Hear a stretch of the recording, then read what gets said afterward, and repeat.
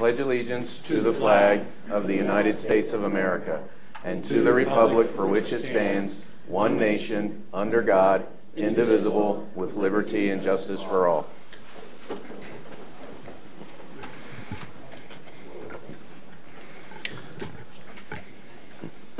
Sorry we were a little late there. Welcome, everybody. First order of business is roll call. Mr. Anderson? Here. Mr. Jackson? Here. Mr. Kern? Here. Mr. McCucci? Here. Mrs. Mitchell? Here. Mr. Achmanowitz? Here. Mrs. Weed? Here. Mr. DiLiberto? Mr. Klein? Here. Thank you, Madam Secretary. There was an executive session prior to this meeting to discuss a personnel matter.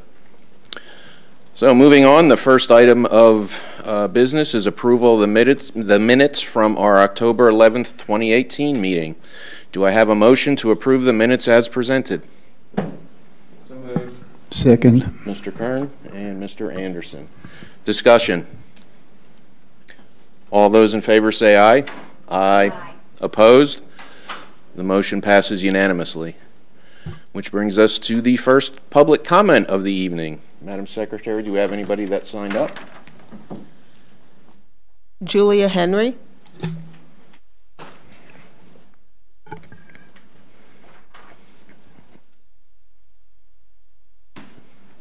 My name is Julia Henry, and I am an 8th grade student at Strayer Middle School. Thank you for having me here tonight.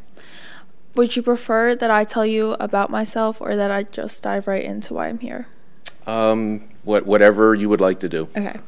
Okay, thank you. I'm busy at Strayer. I take advanced classes including geometry, honors ELA, and Spanish too. I'm involved in a lot of extracurriculars activities at Strayer. I was inducted into the National Junior Honor Society last year as a 7th grader. 2 years ago, I was selected as one of the 4 6th graders for the Strayer Wind Symphony, and this is now my 3rd year in Wind Symphony. I'm in chorus. I am a voracious reader and a member of the Strayer Reading Olympics team. We won the blue ribbon in the 2018 Bucks County Reading Olympics competition. I play basketball, softball, and volleyball. I love sports. I am an avid Eagles fan. I read a lot of sports articles every day. I wake up and go to sleep listening to sports talk radio and sports games.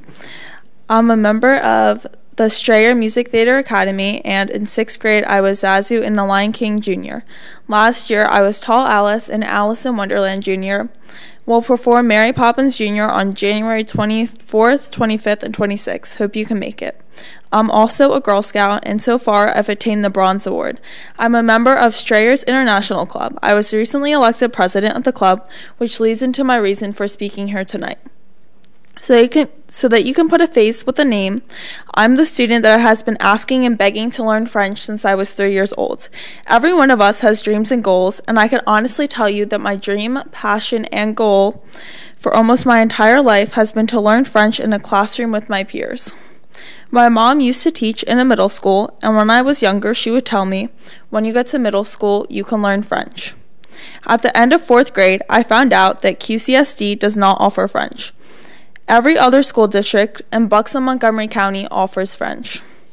To say I was crushed doesn't convey the magnitude to what I felt. My dream came to a crashing halt. So that June, when I finished 4th grade, my mom contacted our new superintendent, Dr. Harner, to ask him about the possibility of adding French to the QCSD curriculum. He said it was not his decision to make, and that the way to proceed would be to speak to the school board. My mom spoke at several school board meetings. At those school board meetings, my mom was told to attend an education and curriculum committee meeting, which she then attended. My parents had contacted the Honorary Consul of France to Philadelphia, Michael Skolem, and on August 10, 2017, he spoke to the board about the distinct benefits of French language instruction, including the fact that studying French improves standardized test scores by over 50%, and because almost 50% of our English language is derived directly from French, and how French companies have over 520 locations in Pennsylvania, and France is ranked number 2 for number of jobs currently provided in Pennsylvania by international businesses, second only to England and ahead of number 3 Germany. At that meeting, my mom and Mr. Skolin were told that there is not enough interest in French in this district. However, Dr. Harner agreed to conduct a world language interest survey at Strayer.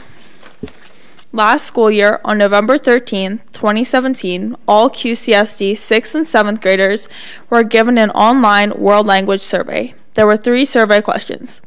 What is your first choice of a world language next year, your second choice, and your third choice? It was a drop-down menu with French, German, Mandarin, and Spanish all listed as options. My mom asked for the survey results many times. Dr. Harner shared the survey results with my mom on February 6, 2018. Based on those survey results, which showed there is a significant interest in French in QCSD, a letter dated February 23, 2018, was mailed to all 6th and 7th grade students, stating that 4 world languages would be offered for the 2018-2019 school year at Strayer: Spanish, German, Mandarin, and French. The letter requested students to select their choice of world language and return the form by March 7, 2018. In response to that letter, 58 students that are currently 7th and 8th graders at Strayer selected French 1 as their language of choice during the course selection process. 58 students. To put it in perspective, picture 58 middle school students sitting here in 58 of those chairs. To be fully transparent, only 28 students selected German 1, 11 students selected German 2, 38 students selected Mandarin 1, and 7 students selected Mandarin 2. I don't know the Spanish numbers as they were not provided to us. Again, 58 students selected French 1. Shortly after, all of our course selections were added into Power School. I couldn't believe it, but 58 students were ready and excited to learn French at my school. Strayer Middle School and French 1 was actually on our schedules in Power School and Canvas. Then on May 31st, 2018, Mr. Pfeiffer, who was the principal at Strayer in the 6th grade center last year, sent an email to parents stating that French 1 would not be running. Nothing was said to us as students at all. Nothing. My parents broke the news to me that French 1 was canceled. The next day at school during lunch, a guidance counselor went around to all 58 students at our lunch tables to find out our second choice of world language. And that was it. Even though 58 students signed up and were enthusiastic and ready to learn French, much more than German or Mandarin, French was suddenly canceled.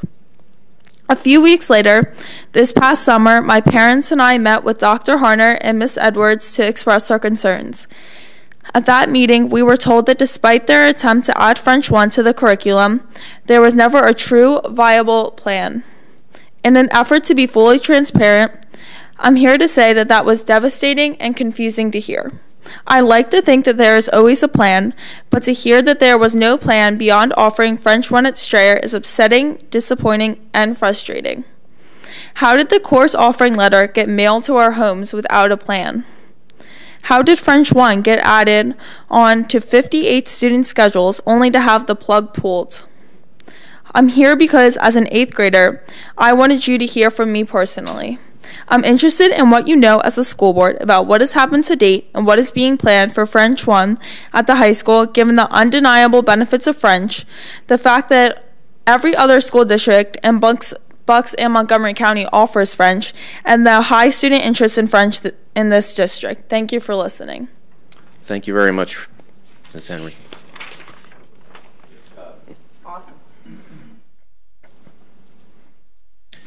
Any other public comment? Okay, we'll move into the superintendent report. Okay.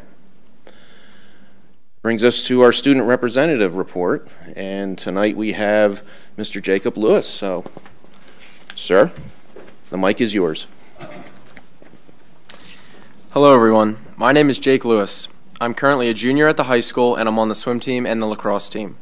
I'm also involved with Key Club and Future Business Leaders of America, and hopefully National Honor Society. This is my first time being a student rep for the school board, but now for all what you really want to hear, what's going on at the high school. I'm a big sports guy, so that's what I'm going to talk about first. After tomorrow, all fall sports besides football will officially be wrapped up. The cross-country team is headed off to the District 1 Championship tomorrow, which will be their last race of the season. The football team is currently 7-2 with a game against Kennett High School tomorrow. This could help or hurt our playoff standings, which start 2 weeks from tomorrow. Fall sports coming to a close means that winter sports are right around the corner. Teams are starting to have meetings during prides or after school, so students should listen to the morning announcements for dates and times. Somehow, we're almost a quarter of the way through the school year already. Time is flying by, and the first marking period ends on November 7th. PSATs were held on October 10th for all 10th graders and any 11th graders who chose to take them. The SATs will be held at the high school on December 1st. The junior class recently held elections for president, vice president, secretary, treasurer, and public relations. The sophomore class will be having their elections soon. 2 students in 11th grade recently attended a student forum at CB West High School, where they met with around 12 other schools to discuss pressing topics in youth and in schools, such as gambling, poverty, etc. They will be meeting monthly to discuss these topics. The homecoming dance is next weekend on Saturday, November 3rd. The theme is A Night in Paris. Students seem to be really looking forward to it. The homecoming king and queen will be announced at halftime of the Thanksgiving Day football game. Fundraising is now starting for Minithon, which is a fundraiser for pediatric cancer held in the spring. This past Monday, the high school held a blood drive event with Miller Keystone Blood Bank. It appears that a lot of students participated. Today, there was a meeting for Quakertown First Responders Club. There was an open house with the police department, St. Luke's, and the fire department. It's not too late to sign up. I'm excited to announce that the high school will be starting a debate club. The general interest meeting was today, but again, it's not too late to sign up. Tomorrow, Mr. Burke and Officer Lee will be holding voluntary Alice counter training sessions in the wrestling room. These sessions are meant to educate students on how to handle and properly respond to intruder situations. Tomorrow is also the last day to sign up for Ski Club. This club takes trips on Thursdays after school to Blue Mountain. The high school band will be attending state championships this weekend at Westchester University. We wish them luck. On Friday, November 9th, there will be a co-ed volleyball tournament after school. We are hoping for a large turnout to benefit the boys' volleyball team. Powder Puff teams are starting to practice for the big event on November 13th at Alumni Field. Students are very excited for this competition, as always. Rehearsal for the school play, Arsenic and Old Lace, is in full swing now, and performances are scheduled for November 15th and 16th. Any student interested in travel should attend the travel club meetings discussing opportunities in the spring and summer. There will be trips to Switzerland, Munich, and Spain. Best Buddies is starting to meet regularly, and this week they painted pumpkins for Halloween. Additionally, the Panther Cafe is now offering exclusive Panther travel mugs for $3.95. The students can now enjoy 16 rather than 12 ounces of hot Wawa coffee for $1.45. As you might assume, we're all very excited about this. And to wrap it up, while we're here at the high school board meeting, parents may be attending the FAFSA meeting at the high school. The FAFSA is the free application for federal student aid. That's all I have. Thank you. That was an excellent report, sir. You mentioned earlier that you remember the FBLA. Yes. What are your goals with that, if I may ask? Well, that's a good question. Well, right now, it's my first year in the club. I am the reporter for the club, so that means that I kind of not take notes on meetings, but kind of just summarize what we do at meetings and also events that the club takes part in, and kind of present that through different ways. I'm interested in finance, so that's something that I'm looking to try to do with the club, like an event in finance. And right now we're in the process of picking our events. Great, great. Well, when you get all schooled up on finance, we could use you, okay? Sounds good. And the gentleman to your right there, not to your immediate right, but is, next to the person to your immediate right, as you probably are aware, is Mr. Gary Wexelblatt, who is a reporter. So if you need any tips, he's the guy. Yeah, it's Okay. your left, excuse me. I knew what you meant. It's okay. That's why everybody was laughing. Okay, but yeah, definitely get with Gary. I'm sure he can give you some good tips there. Jacob, could you please talk about what you did last summer for a week? Oh, yes. Last summer, well, this past summer, I attended Pennsylvania Free Enterprise Week, which is, I mean, it stands for PFU. It's a business camp held at Lycoming College out in Williamsport, and it teaches students about the free enterprise system and kind of the ins and outs of a business. We were put into companies, and our peers elect a CEO and a CFO to help run the companies. I was elected CFO, and I was very happy about that, as I'm interested in finance. And we take part in a business simulation where we take over a failing manufacturing company, and we have to make quarterly decisions for a 3-year period. They fit a 3-year period of quarterly decisions into about 3 days of the week-long camp. So they're long days with a lot of decisions, but it was a really cool camp, and I learned a lot. They had a lot of speakers come in from all different areas. There were CEOs, and there were just motivational speakers, and it really opened my eyes, not just to how to run a business, but also just kind of how to treat people and how common courtesy can go a long way. And it was such a great experience. How many Quakertown students were with you? At the specific week I was at, there were 3 other Quakertown students, but in total there were, I want to say, 8 Quakertown students that attended the camp, because it's a camp that's a week long, but there's 4 one-week-long sessions. So, And the big question, how did your company do? well, my company, on the first night, we're put in a room, and there's just a tarp down with a bunch of junk on it, and it's called junk night. Like, it is junk. The people said that they just cleaned out their garages and brought in whatever, but we have to literally build a product and then market it to the judges and give like a live presentation. And I helped, I kind of led that presentation, and our team, or our company, won best presentation. So Great. that was, we were happy about that. Awesome. Very good. Well, thank you so much for coming and for your report. If you need to skip out to do homework or anything like that, feel free, or you can stay. All right, I'm here to stay. Thank Okay. you. Thank you. All right, moving on to the standing committee reports. We'll start with the policy committee report. Mrs. Weed. We did not meet, so we have nothing to report. A quick report it was.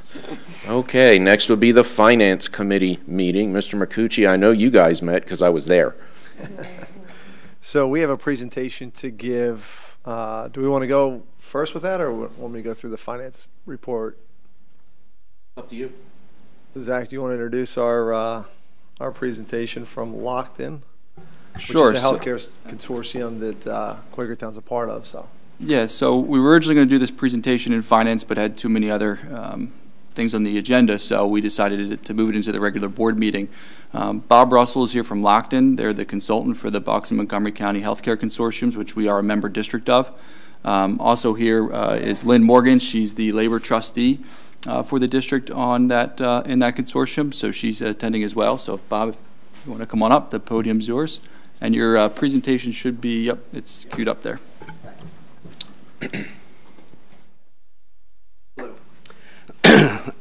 Okay, so I put this together. Really what this is intended to do is give you a background on what's been happening within the consortium, and we're doing this with, you guys are actually our guinea pig. Thank you to Zach.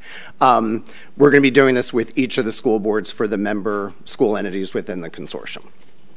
Feel free to stop me with any questions as I go through this too. So in terms of, the vendor partners, Aetna is providing the medical coverage. CVS Health is providing the pharmacy coverage. In addition to that, some of the school entities also have their dental program that runs through the consortium, and that's with Delta Dental. There's a wellness program that is actually the new one just launched August 1st, and that is with Asset Health. And also August 1st, the consortium launched a price transparency tool where members can actually earn a cash incentive that gets paid to them if they select a high-quality, low-cost facility for their procedure, and that's through Healthcare Blue Book. In terms of the fund professionals, as Zach said, I'm from Lockton Companies. We're the fund consultant. In addition to that, AMCA Systems does all of the administrative work around eligibility and getting people enrolled in the programs. And then Cozen O'Connor is the fund counsel, and that's Fred D'Angelo. In terms of the structure and governance, there's currently 12 school entities in the consortium. The board is made up of trustees from those 12. So there's equal number management labor. So everything within the consortium is equal representation, including the steering committee, which basically provides oversight for the consortium. The consortium meets on a monthly basis, so the steering committee was designed to move projects along in between the monthly meetings. And that, again, has equal representation between management and labor. In terms of the guiding principles, these were pretty much created when the consortium was first formed about 6 years ago, and the consortium really has held to these. Their number one goal is to manage and control the rising cost of healthcare. Obviously, it's in the news, everyone hears about it. Everything the consortium has done has been to try to bring that cost down and make it more manageable and more of a budgetable item. They also are trying to develop new and innovative health plan designs. The big push right now is also to educate the members and make them better educated members in terms of how they go out and obtain their health care. Obviously, because of the Health Care Reform Act, there's lots of legislation that has to be complied with. The consortium makes sure that each of the participating school entities are in compliance. And more importantly, since the consortium has been formed, on a cumulative basis, the overall savings has been roughly $67 million across those 6 years. Okay. In terms of advantages of participating in the consortium, there's 100% data transparency. A lot of the school entities, when they joined the consortium, were on the smaller side. They weren't getting their claims data, so they had no idea what was driving up their healthcare costs. In the consortium, every month, every school entity gets a report that shows their claim dollars. They get utilization reports that they can look at and see what is actually driving up their healthcare costs. There's also purchasing efficiency. Because of the size of the consortium, they have one of the lowest administrative fees in the area. The more lives you have under a program, the less the vendors are going to charge you on a per employee per month basis. They also created the 4 preferred plans. So over the course of the past couple of years, all of the school entities have migrated their members to one of the 4 plans that are offered. One of the biggest advantages, and quite honestly, the sole reason a lot of these things have been able to be accomplished is the fact that it's joint management labor. So every decision, every topic that is discussed, labor's at the table. The addition of the 4th medical plan that happened last year was huge for the consortium. And basically what it meant is that that was decided at the consortium level, and it took that off of the bargaining table back and forth at each school entity. Okay. One of the things that the consortium has also been looking at is to try to keep the healthcare increase at a budgetable amount for everybody within the consortium. What we saw is that some schools would have huge fluctuations year to year in their budget.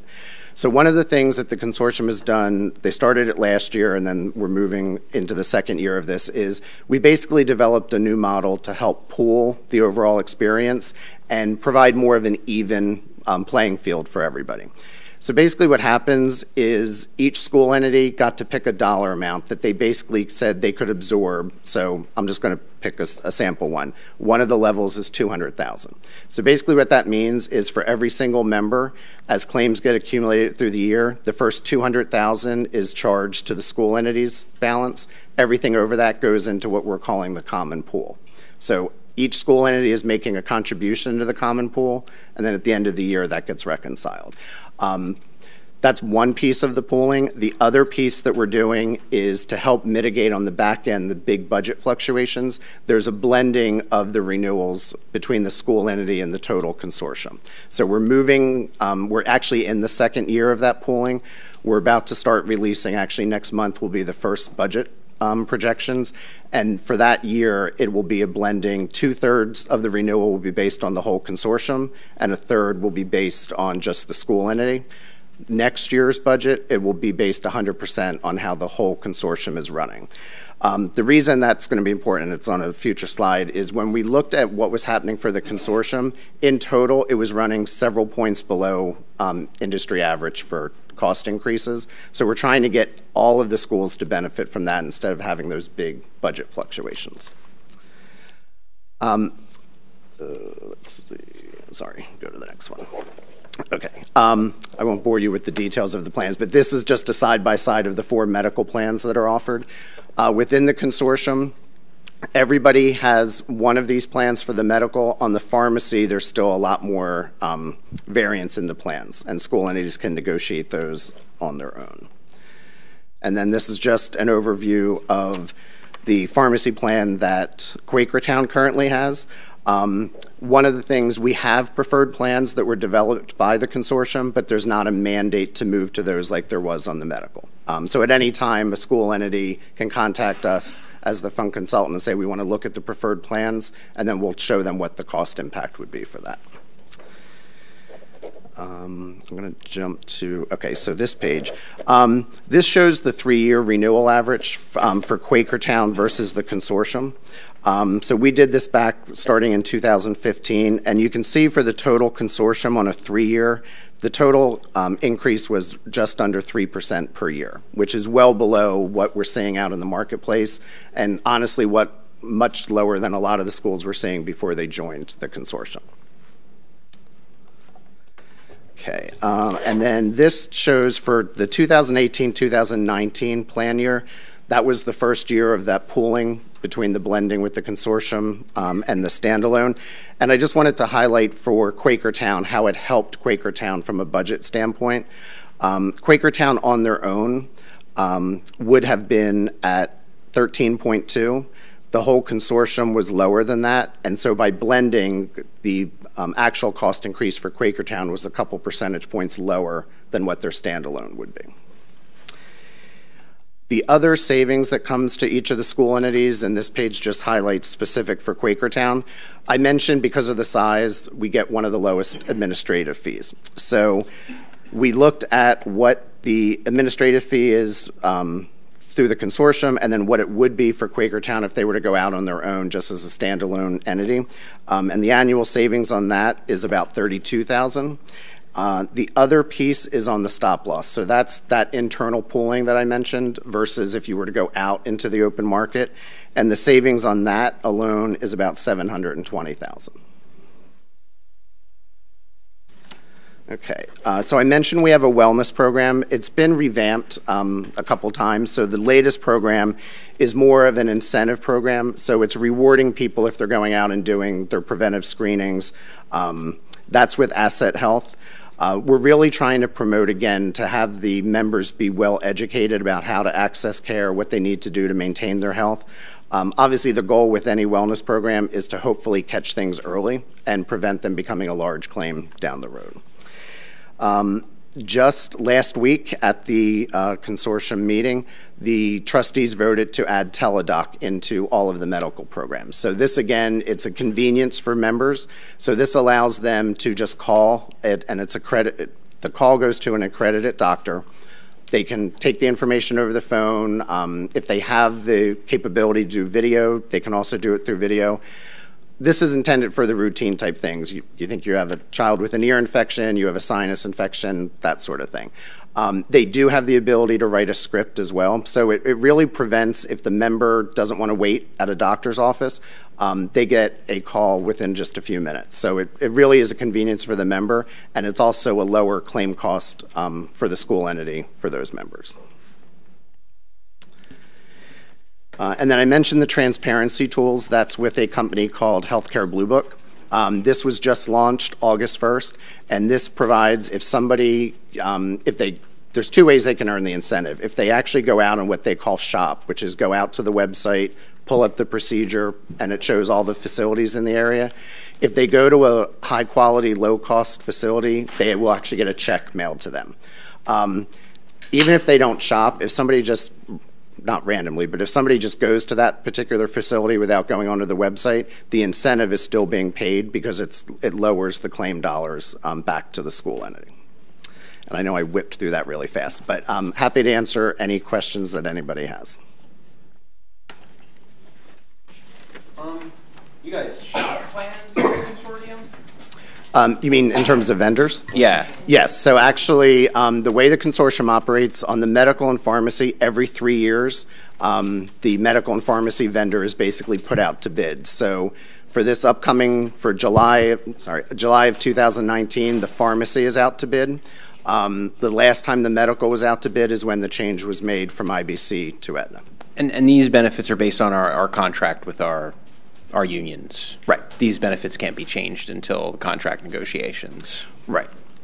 Yep. Do all the other schools have benefits equal or comparable? Are they all in the same 4 plans? Yes. On the medical, everybody has the same 4 plans. That's part of what everybody agreed to migrate to when they joined the consortium. On the pharmacy, each school entity, we have preferred plans, but we didn't mandate that they had to migrate to them. So each school entity has their own. So we probably are managing about 60 different pharmacy plans at this point.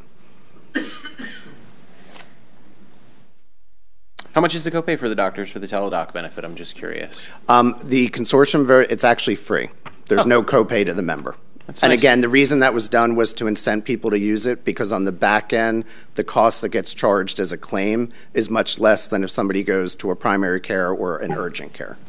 I've used it before. It's pretty good. Yeah. Yep. You guys are going to build your own wellness program amongst the schools. Yep. Yep. How are you guys going to do that? Are you working with like Doylestown Hospital or Abington's? No, Asset Health is the wellness vendor. So right now the wellness program is focused on getting people to go out and do their preventive care.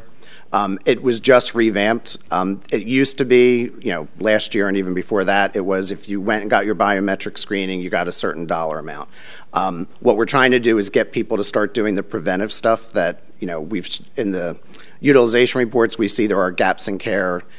Men don't like going to the doctor usually, so men aren't getting their annual physicals, and so we're trying to focus there, and then we'll build from there. But whatever gets put in as the wellness program is for all 12 schools. Okay. Bob, I just want to add on the wellness piece. Lynn Morgan, who is the labor trustee, and Anita Caseman actually run the wellness at the district level. So when we get the things from the consortium and it comes back to the district level, the two of them work together to actually implement whatever the initiative might be.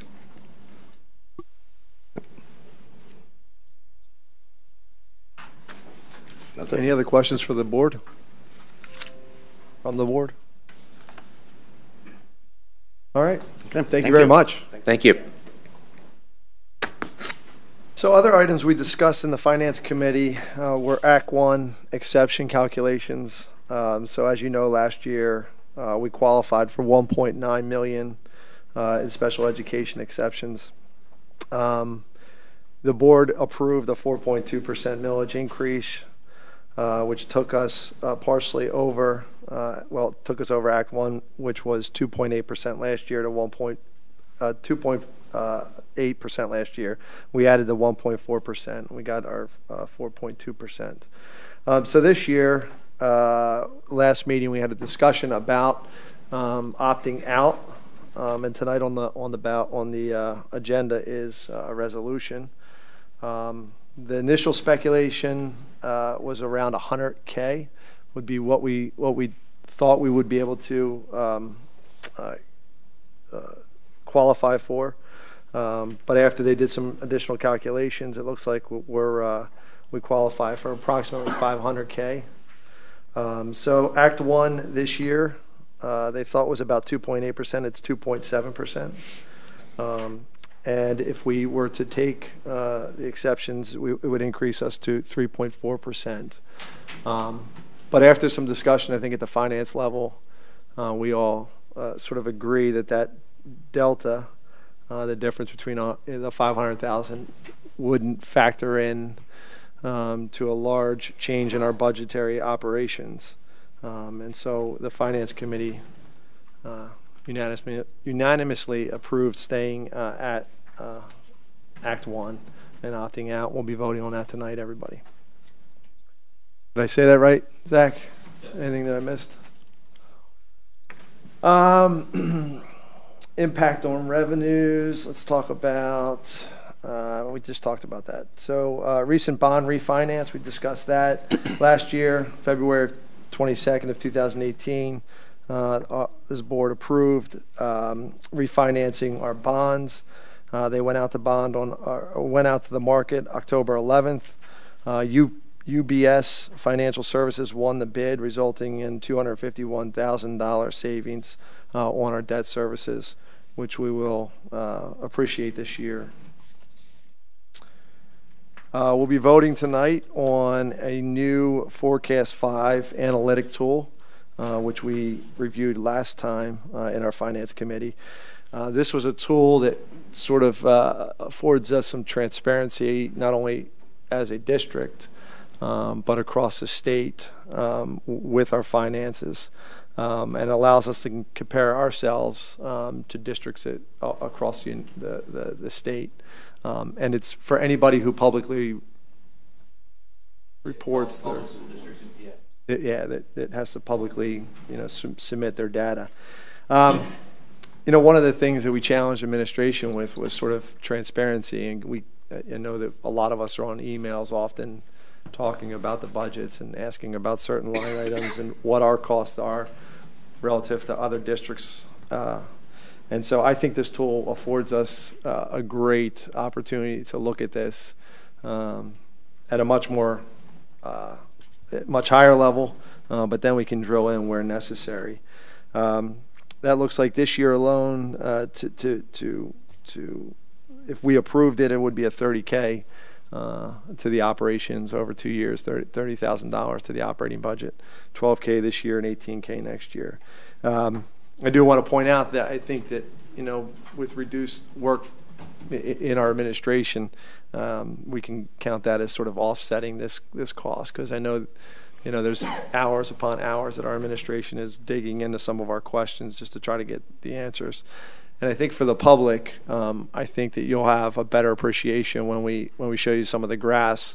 How does Quakertown compare to other school districts, both in size and from a financial standpoint? So I think it's a really promising tool.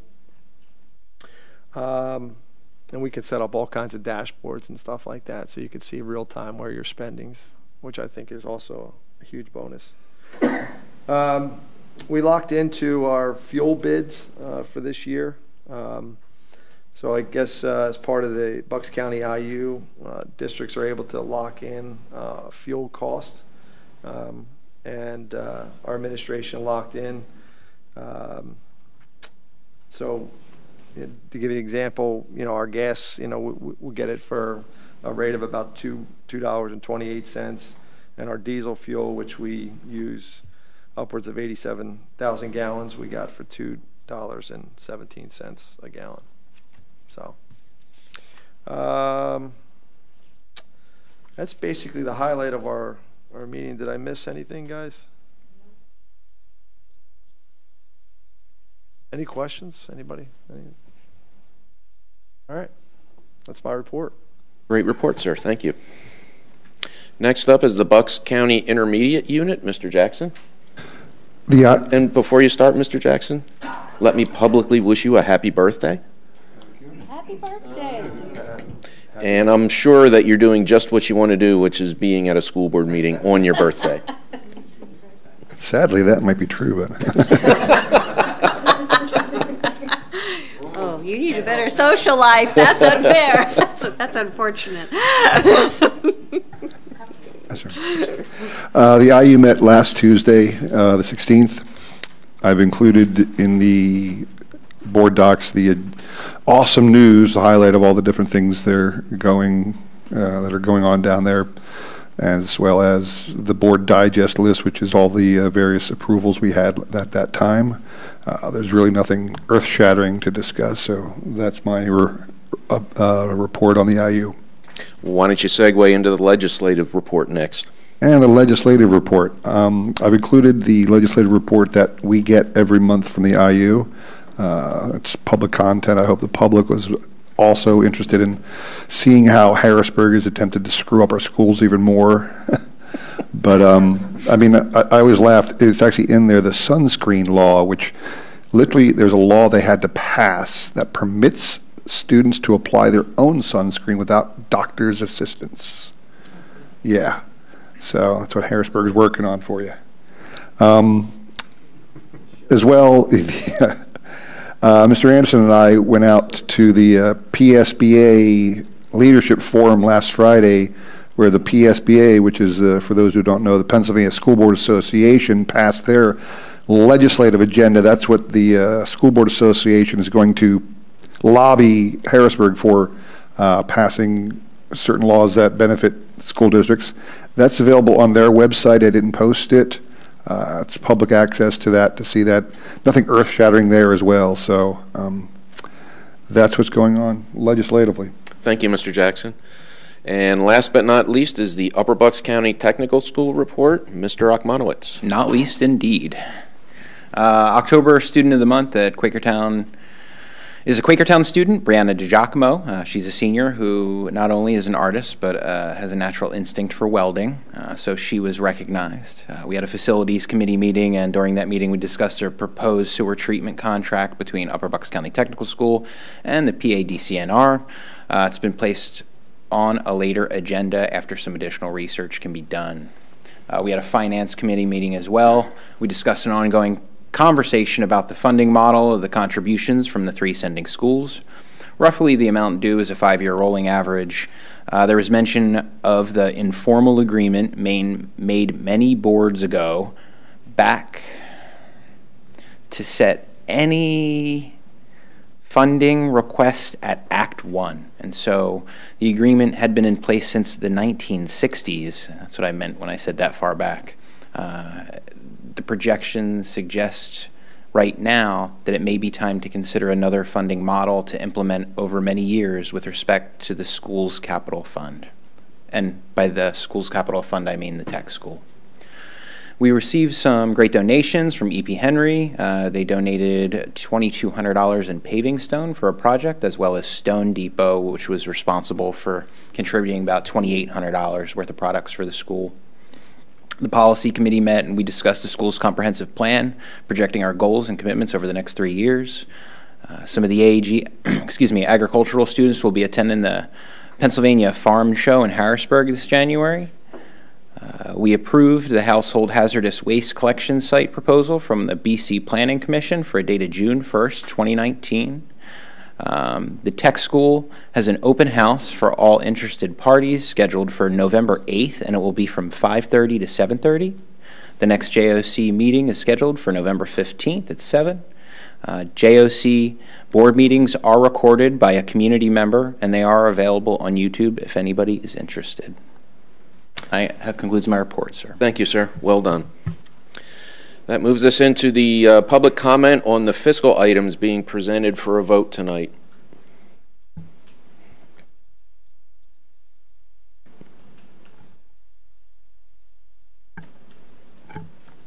Chris Spear, Milford Township. I think you all got my email. I hope you read it. I'm sorry, Miss Weed, I texted you to remind you to read it, and then I butt dialed you later. While I was putting my daughter to bed. I can assure you I read it. Okay. So I'm going to try not to say too much of the stuff that was in that letter, but really sort of hit on a couple points that are real important about why I put that letter out. That I believe it's, I'm not even going to read. I believe it's going to be a really important vote that you make tonight, and not just about the schools. I mean, as much as you think I've been fighting to save Milford all this time, you know, at this point, I would almost say I would rather see it torn down, even though I would love to see Faith Christian use this school and utilize it, because I think it is still a good building.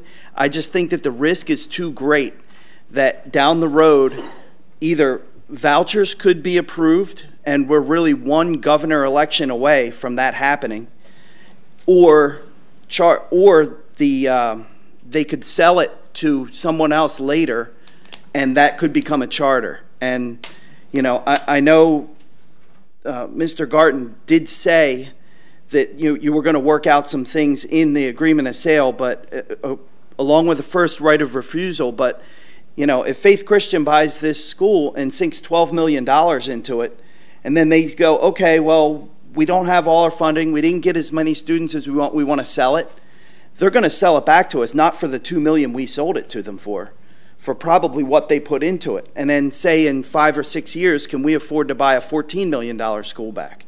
Probably not. The next thing is any deed restrictions. So I looked into a lot of how school districts have been trying to prevent charter schools from utilizing their old buildings. And I keep seeing these things where school districts are putting deed restrictions on that land, and they keep losing that in courts. The courts are throwing all those away. So that's not a very good protection to protect that. So if during this agreement of sale, you work out some type of deed restriction that says this can't be used for a charter school or something like that down the line, this will probably get thrown out in court. And I have dozens of cases where it's happened now. So, that really worries me. And one case in Detroit was real important too, because it wasn't the first owner that the school district sold it to, it was the second owner. They had one of their elementary schools up for sale, and then a real estate developer bought it to turn it into condos. Their funding fell through. They then put it on the market, and a charter came in to buy it. The charter came in to buy it. It had a deed restriction on it. They took it to court, and the court said that that deed restriction should be nullified because it's against the law. It's against Michigan law. So they threw that out. So even the second owner got beat past that deed restriction. I'm not exactly sure about Faith Christian's business plan, but these two schools are offering 800 seats available to them. I don't know if they have that much expansion that quickly in them, that if they don't have enough funding to fill those schools, I could perfectly see them wanting to sell one of them down the road.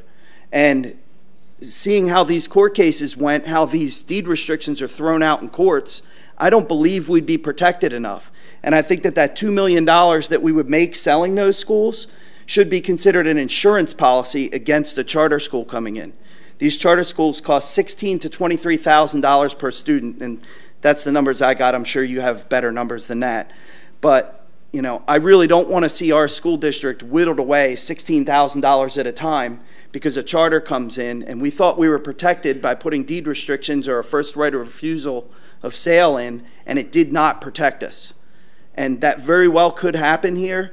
And like I said, $2 million to $110 million budget is a really good insurance policy, I think, at keeping that away. And these, right now, if vouchers were passed, we have 500 kids right now in this school district in religious or private schools that aren't charter schools. If all of those students instantly got vouchers for us, it would cost us $9 million. So take $9 million every year out of our budget. We wouldn't be able to even afford that. And we're one governor election away from that. So if Scott Wagner wins, he already said this is what he's for. If Scott Wagner wins, Faith Christian even gets that money. St. Isidore's gets that money. Every religious school gets that charter money. So we really need to protect ourselves. And like I said, I hate to say it, but, I did have one other option. Sorry to change my a triple net lease could be the only way that we could allow Faith Christian to use these schools but still maintain control over it, in that you lease it to them and lease it for a real low amount, way below market value, like $2, $3 a square foot, something like that. I'm coming. This is real easy. But then put an escalator clause in there to say if vouchers do pass or if Faith Christian starts getting money from Quakertown School District for its students, then that lease price goes way up to maybe $20 a square foot. So that would cover the losses that Quakertown would get, but only if they would agree to a triple net lease. And you could sign a triple net lease for a 20 or 30 year contract. But like I said, I don't believe any type of deed restriction or first right of refusal is enough protection to protect the school district from this. So Thank you, Mr. Spear. Thank you, Chris. Any other public comment? Okay, that moves us to the fiscal agenda. We have two basic items on here. Each will be a roll call vote. The first is the sale agreement with the Faith Christian Academy for Milford Middle School and Tahican Valley Elementary. And the second is the Act 1 budget opt-out resolution. So do I have a motion to accept the fiscal agenda as presented? Are we discussing it? Yes. Before? Okay. Second. Jackson? I'll second it. Mr. Anderson, discussion. Attorney Garten, I have several questions. I'm not a real estate attorney, and I could not justify getting on Westlaw and charging it to some of my hospital clients. I'm sure Keith appreciates that, since we represent Lehigh Valley Hospital. But on the contract, which I was looking at last night, I had two paragraphs here. One was paragraph 23 in the red line draft, but it's on the printed draft we got tonight. It's paragraph 24 under brokerage.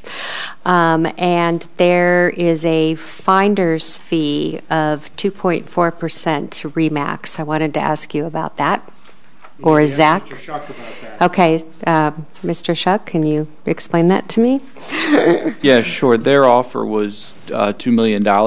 That is above and beyond that because they used a realtor on their end. So that 2.4% goes to their realtor. It doesn't impact what the district would be getting in terms of their offer to us, which was the $2 million. Okay, so that goes to the realtor for Faith Christian? Yes. Okay. Then my second question, which is maybe to Mr. Shuck or Attorney Garten, is on paragraph 25 under expenses on the hard copy we've got. It says that there's 50% of any cost in excess of $2,000 for our attorney's fees, but I saw that Faith Christian has an attorney as well. Why isn't just both parties paying their fees? And are we doing it all? Well, Zach negotiated that benefit for the agreement. So they are contributing to our costs. Okay. So, but we're only getting 50%. Yeah, well. Can you address that too? So they're paying our attorney's fees for up to $2,000, anything above $2,000, and it was really for the cost to draft the agreement, which is what Mr. Garten did. I wanted our attorney to draft the agreement, not their attorney, since Mr. Garten's much more familiar with school law and things of that nature. All right, thank you. And then I'm going to finish here in a few seconds. I just had a couple more questions, Attorney Garten. Under the deed restriction, I thought that Mr. Spears raised some good issues. Again, I didn't research this on my own. But what is Pennsylvania law, if you can tell me, on the deed restriction and how that would be upheld? Because I frankly have the same concerns. If we get a Republican governor here in 2 weeks and suddenly vouchers are... There are no guarantees in the law, as you know, but my research indicates there's been no cases in appellate courts in Pennsylvania that have reversed a deed restriction. And in fact, if you look at the school code, there's reverter provisions in the school code related to the transfer of property by schools to municipalities and the like. But I'm not here to give you a guarantee. Right. Have we ever had the legislature pass vouchers before, though? I mean, I'm thinking the legislature might trump, anything that would come out. Yeah. We have not had any voucher legislation approved as yet. We also, if you remember, we had that legislation that was pending that said if you had a vacant building, you had to offer it to a charter school. That didn't pass. But you're right. Never can tell what may happen after an election. But we have not had any voucher legislation adopted other than the charter school legislation. Okay, but if it were adopted, wouldn't the voucher legislation take precedence over anything coming out of the courts? I call it subsidies in the agreement because there's no other way of describing all those possibilities. Clearly, the legislature could adopt a law that would trump I hate to use that word. Yeah, please, don't we all? But yeah, go ahead. Precedence over some contractual agreement that exists. Usurp. Usurp is a good. Well, I didn't hear that last comment. Usurp, he said. He gave you a new word instead of, yes. yeah. Can I ask one more question, legally based on your experience? Paragraph 36 on the right of first refusal, have those provisions been litigated in the Pennsylvania courts? Yes. And okay. They have been deemed to be valid. To be okay. consideration. And that's true for every appellate court decision, or? Well, they're fact-driven, but if you have consideration and there's even-handed negotiations and both parties enter that agreement with full knowledge of the consequences, they've been ratified and confirmed. And then my last question, I promise this is the last one, is to Mr. Shook. On the furniture and fixtures, it looks like we're giving Faith Christian the furniture, no additional monies? So the furniture excludes, obviously, any personal furniture. I believe we put in there the kitchen equipment, which is of value, and any technology. The rest of the stuff in there is old desks, old chairs. There's really no value to those things. We did a lot of research. You might get $2 a chair, $3 a chair. That was part of our give back for them leasing Taken Valley back to us for a year and a half to 2 year period. We gave that as well as we'll continue to cut the grass as long as we lease for both buildings, as long as we lease Taken Valley Elementary School. And then I lied. I have one more question. Is St. Luke's still interested in Tohickon Valley? So I did speak with them, and they indicated nothing has changed on their end. So I would take that as yes. The individual I spoke to also said they have not had any additional conversations with their team since the last time he and I spoke. So, did you discuss a lease with them, like a year, waiting a year? Yeah, they were also. They actually submitted a letter of intent, which I presented to the board. I don't know, maybe a month or two ago from them as well. They were willing to lease it back to us. The difference there, and I might have this slightly wrong, but since they're a hospital, they're a nonprofit. But if they're using a building not as a hospital, they'd have to pay taxes. They wanted that factored in, that they wouldn't have to pay those taxes, or we would offset those taxes if they were to lease it back to us. I know the attorney for St. Luke's, if that helps, but you got to know the tax man for that one. Yeah, I'm sure. I don't know tax, but I do know their in-house counsel. Okay, thank you. Is that true? They'd have to pay taxes if we were occupying the building, even though we're sort of we're a government entity, we're not for profit, right? Well, because you're a tenant and they're receiving income. However, you can't abate the taxes, but you can refund the tax through a reduction in rent or some other factor that would work. But you can't not tax them. Because they're the entity receiving, theoretically, rent. So the district could refund it via school tax, like credit or something? Is that what you're saying? Yes. Does that work the same with Faith Christian? Either one, if they, with Tohickon Valley?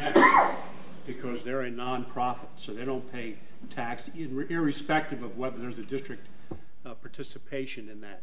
Okay. So regarding the sales agreement with Faith Christian, any other discussions? So I'm just, so I want to understand correctly, if we have the right of first refusal, because it does sound like, I'm trying to just understand in my brain the level of risk here.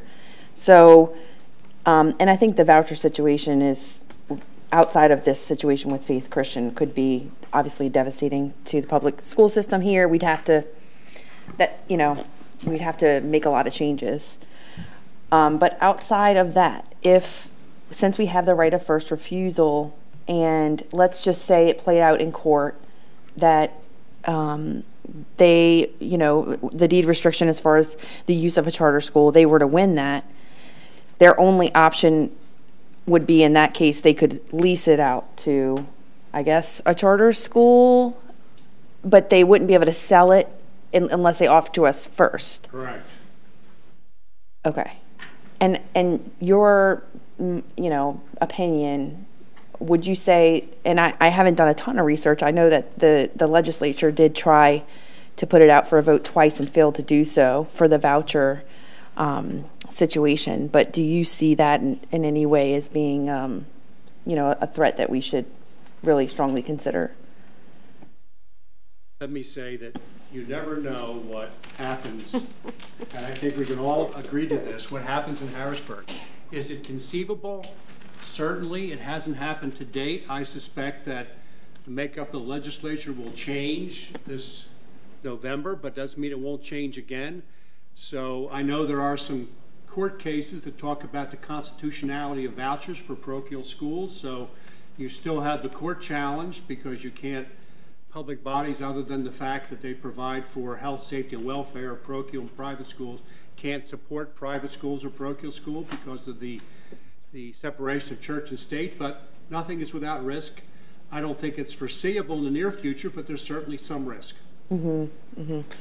I know I've been hearing about vouchers in Pennsylvania for 25, 30 years. Mm-hmm. And I know there's been governors that have been pro-voucher, and they've never really been able to get that up into a serious vote. So, pardon? They're in 15 states now. They're in 15 states now. Charters or vouchers are approved. Like a free-for-all voucher, or you mean limitations? The biggest free-for-all, I think it has 50% of their students utilizing them. I'll speak direct to Mr. Spear's points real quick. The issue regarding right of first refusal, you raised the question about whether or not they put $12 million into the building and then they offer it back to us at $12 million instead of $2 million.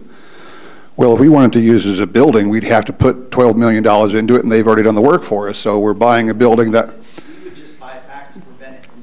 Right, but the point is, that your argument is that if we decide to sell it to them, and then somewhere in the future,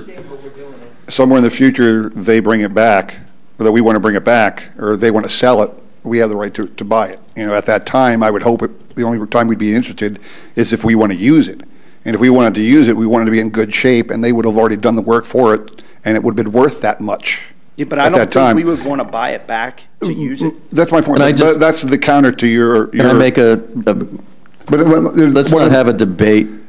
Let's have a discussion but also here. To Kaylin's point, correct. To Kaylin's point about the voucher. To Kaylin's point about the vouchers, it doesn't matter where the school is. If vouchers come, they're going to send their kids where they want to send their kids. The fact that it's closer, you can argue that perhaps a handful of extra kids would send their kids there because it's right down the road, but I don't think that's significant enough to affect the decision tonight. If someone's going to go to a Christian school once vouchers are in place, they're going to go. The fact that it was down in Perkins or Sellersville before and now it's here, again, you'll have a handful, maybe more, that will make that decision. So I don't think vouchers is even something we should be worrying about because they'll make that decision regardless. The only other thing that was a little bit of a, I guess, red flag was I noticed that Faith Christian's enrollment was something like 415, and the capacity in these two buildings is obviously much greater than that. Is there anyone here from Faith Christian today? No? Hi. I don't know if you'd be willing to just answer a question for me, and I'm just assuming the reason why Faith Christian wants more capacity than what they would need is they are looking to grow in terms of enrollment, right? Yeah. Okay. Something to consider on that, but something to consider on that end too. Unlike a charter school, Faith Christian and the students that go there are not drawing dollars from our institution, okay? Right. So even if they do go, I mean, no offense, but we'd like to keep our students here. Right. We have a lot more to offer stuff-wise. But to everybody's biggest concern, if they begin to draw students away, what you're going to see is an increase in, or a reduction in class sizes, which I know is a hot button topic for a lot of people. Right. I'm not saying it's an ideal situation. As a district, we want to keep kids in our district. But at the same time, if families choose to send their children to this school, perception-wise, you could say it hurts. It doesn't hurt morale-wise, but it doesn't hurt us financially. Right. Not that that's something to hang our hat on, but, I mean, it's just a point. No, I'm with you. I recognize that too. So, Mr. Shuck, I think I'm we have to sorry. look at it from a logical standpoint. As it sits today, we have 2 buildings that we're not using. We're sitting on $2 million. Our expenses continue to rise. We raised taxes last year. Holding on to something for the what if in the world is a really difficult concept. And Chris, you're 100% right. What if vouchers get approved? And our business model would have to change drastically as a public school system, not because Faith Christian owns 2 schools in our district, but because of finances as it's going to affect us. And so I struggle with kind of this holding on to things. It's like having multiple cars and not using it. Well, what if my engine breaks, and what if this? I mean, I think I could what if things to death. And I do sometimes. And I struggled with this decision. But at the end of the day, if somebody was willing to use these buildings to educate our community and even the larger community, it's not what we wanted. I didn't want these schools to be closed to begin with. I was saddened when they closed Milford. I didn't approve the closure of Tohickon Valley. It is what it is. They're closed today. We're going to move on. We're going to grow. We're going to be stronger. But I can't see holding on the property when we have debt that is huge in this community, and it will continue to rise with the expansion of Nidec approaching somewhere in the neighborhood of $28 to $30 million. So while it may be a nominal amount in some people's eyes, I don't know that anybody else is going to want to buy 2 empty vacant schools, or to use them appropriately to educate students. And so I really feel strongly that owning property as a district is not what we should be about, especially when there are vacant buildings on them. We have property to build if we have to expand, and this community blows up. We have to get creative and do some other things, but I just can't see having a rainy day fund of 2 buildings is laying vacant that we have to worry about. Huh? I was going to say that too. The risk of they're laying vacant. Nothing's happening. Something breaking. It's just it's sad. It's I think it's we lose a part of community, but to see it get put to some use and know that there's kids that are educated there someday. It may and if we lose a couple because they want to go to Faith Christian, then have a good time. I want to stand up and applaud. That was very well, Zach. Very well spoken. Mr. Shuck, I have a question for you relating to Faith Christian. I recall hearing, at one point in the discussions about this, that one of the reasons they wanted both buildings is that they wanted actually a separate building for their elementary students versus their older students. Am I correct in that? Yeah, I believe Tohickon Valley, they want to grow their pre-K program. Mm-hmm. I'm not sure. I know they have one in Sellersville too. I'm not sure if it's an expansion on that or if it's moving that plus expanding. And then the Milford Middle School will use for their upper grades. I'm not sure what their grade structure exactly will be, though. Because then theoretically, this could allow them to grow their number of students. Yeah, and I believe, I'm not sure if this is the question you're asking, if you take the 10-mile radius where districts have to transport it, it creates a different region for them to look to add students from. So, okay, yeah. Thank you. And also, if I could just ask one question, sorry, David. I think they're also leasing now instead of owning. So that's, I think, part of the big motivation is instead of renting. So it's not like they're keeping their current facility and expanding into this. I'm pretty sure it's to help offset the fact that it stinks to always be a renter, especially if your landlord, chooses actually to kick you out or something. So I think that's more important to understand is they're moving from being a renter to being a homeowner. School owner. Zach, the estimates for the values of these 2 properties, where we're selling them now for the $2 million, do they come in where the estimates are, or was that with consideration of the fact that we were going to tear it down? originally? How did the original estimates come up, and are they fair market for a vacant lot with a knockdown building, or are they fair market for a school building? So I'm not a realtor, so I'll just answer the question based on the offer that was received based on the appraisal. So we did receive 2 appraisals on Tican Valley. One was $900,000, one was $1.3. Milford, we got 2 very, very different results. One said the building was worth $2 million. The other said, hey, the work that needs to be done in the building outweighs the value of the building, so your best option is just to sell the land and knock down the building. You'd get more money by doing that. And I believe that was, the land alone was about $1 million, so you'd have to net out whatever it would cost you to demolish the building in that situation. So they were different, closer on the TV, the 2 appraisers, different on the Milford Middle School.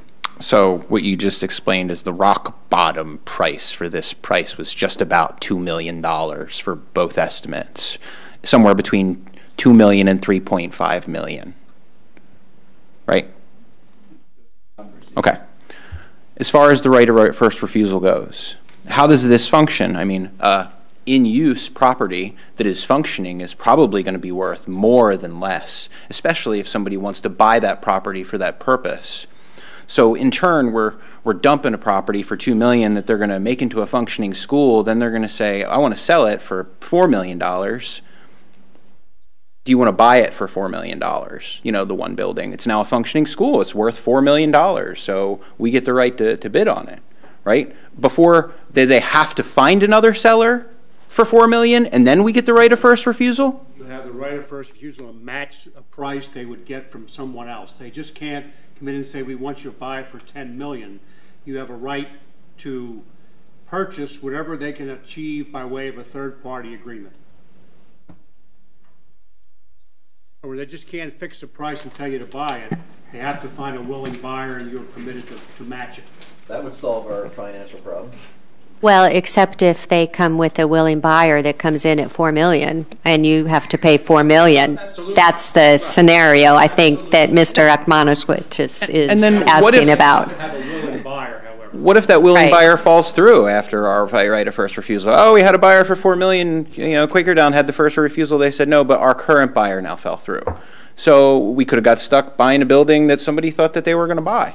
Well, once you have a right of first refusal and you choose to match the other price, there is no other agreement other than the one that would exist between the owner and the district. So the other agreement would never be executed because they wouldn't have a right to sell it to that buyer because someone else has a right to buy it. It takes precedence over their right to buy it. So they don't even need pre-approval for a loan, for example. They can just say, I want to buy that $4 million building, and then the school building district needs to be like, oh, well, I'll give you $4 million for it instead. Regardless of what happens with that other buyer, that can fall through, and we could have got put into a corner to make a tough decision. Well, you wouldn't know it would fall through unless it was actually executed, because it would never get executed because no one would enter into the agreement on the concept that someone else is going to buy it out from under you. Obviously, there may be a condition in it that says that if the person has the right of first refusal, doesn't exercise it, here's our agreement. But chances are they're not going to go through the mortgage application process and financing process until the person that has the right of first refusal determines whether they will or they won't exercise that right.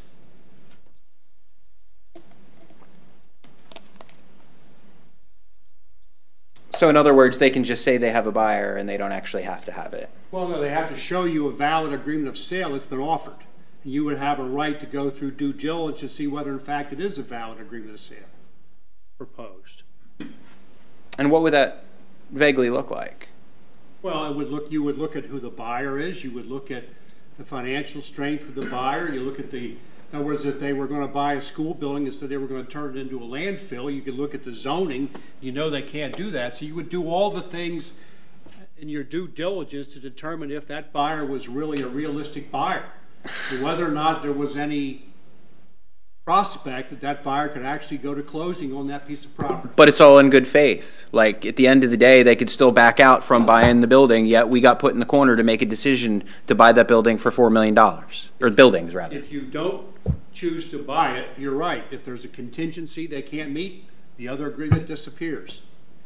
Well, I guess more of the question is, it would be the only reason you would want to buy it back is if it was a charter school buying it, correct? In other words, if it was a... The future, I don't know that. But what I'm saying is that's the only one we would worry about, right? So if it was a private business that was purchasing it to move their business in there, why would the district want to buy it back? Right? So the only thing what we're trying to do, what we're worried mostly about is charter schools, right? Ultimately, right? So and that's what we're saying here. So, I mean, I guess you could hypothetically think they're going to buy this building, they're going to fix it up, and then they're going to spin it off and sell it to a charter school, and then we're going to be stuck making a decision in 2 years from now.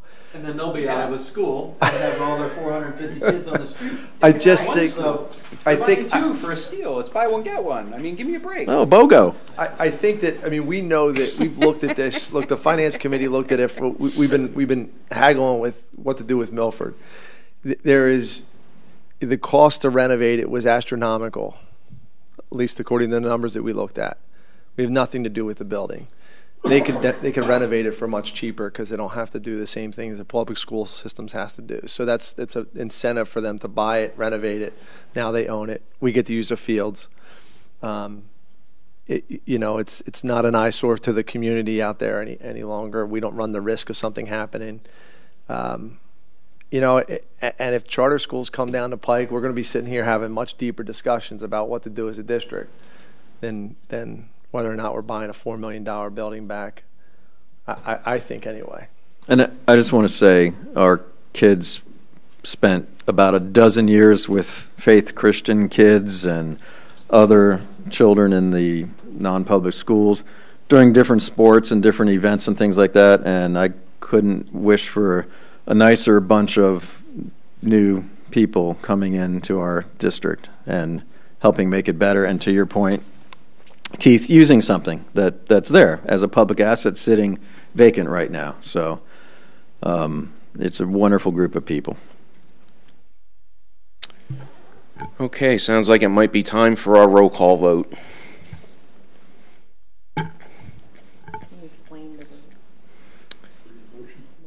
Okay. So do I hear a motion on the sales agreement for Faith Christian Academy? We already have a motion and a second on the consent agenda. Okay, excuse me. Okay. So now, pardon? Just read the motion. Okay. Approval of the purchase and sale agreement between Quakertown Community School District and Faith Christian Academy to sell Bucks County tax parcel number 23101-12001, Milford Middle School, and Bucks County tax parcel 2315-108 to Hicken Valley Elementary School. Mr. Anderson? Yes. Mr. Jackson? Yes. Mr. Kern? Yes. Mr. Akmanowitz? No. Ms. Weed? No. Ms. Mitchell? Yes. Mr. McCucci? Yes. Mr. Diliberto? Yes. And Mr. Klein? Yes. Motion carries 7-2. Okay. Next is the Welcome, neighbors. Pardon? Yeah. I was just. Oh, I'm sorry. Yes, welcome, neighbors. Told me Donald Trump would be president. Yeah. I wouldn't have. Next is the Act 1 budget opt-out resolution. This will also be a roll call vote. Resolved that the Board of School Directors of Quakertown Community School District makes the following unconditional certifications. The school district's various tax levies and other revenue sources will be sufficient to balance the school district final budget for the next fiscal year 2019-20 based on maintaining current tax rates or increasing tax rates by an amount less than or equal to the Act 1 index applicable to the school district as calculated by the Pennsylvania Department of Education. This conclusion is based on the school district's preliminary budget or other information available to the school board. The applicable index for the next fiscal year is 2.7%, and the school board will not, for the next fiscal year, increase the rate of its real estate tax or any other tax for the support of public education by an amount that exceeds the applicable index.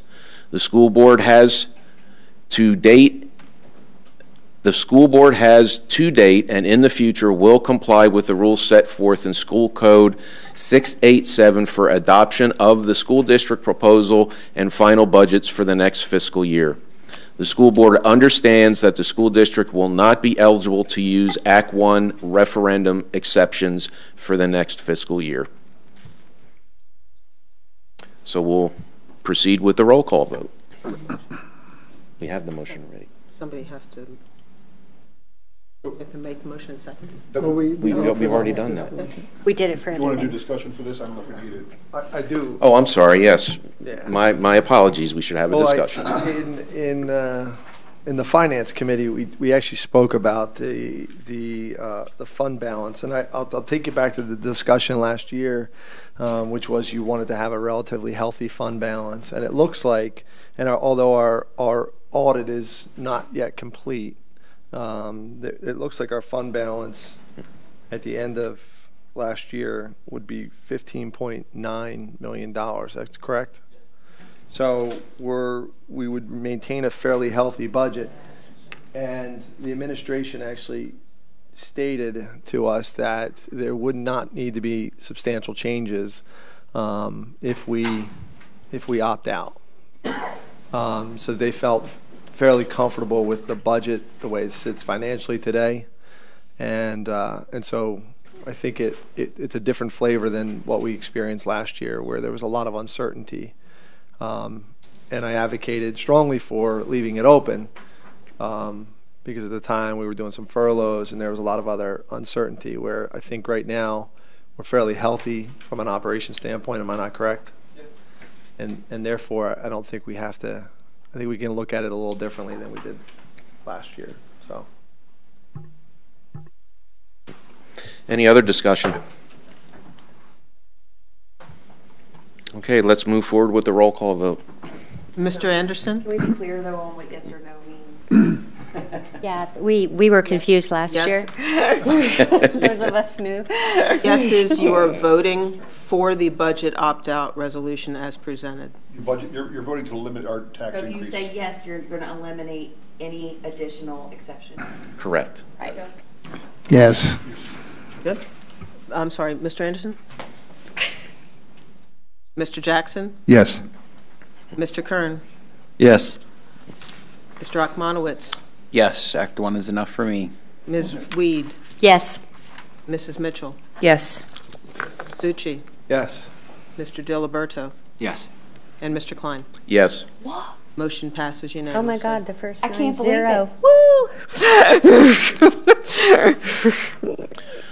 Alrighty, that brings us to the rest of the fiscal consent agenda.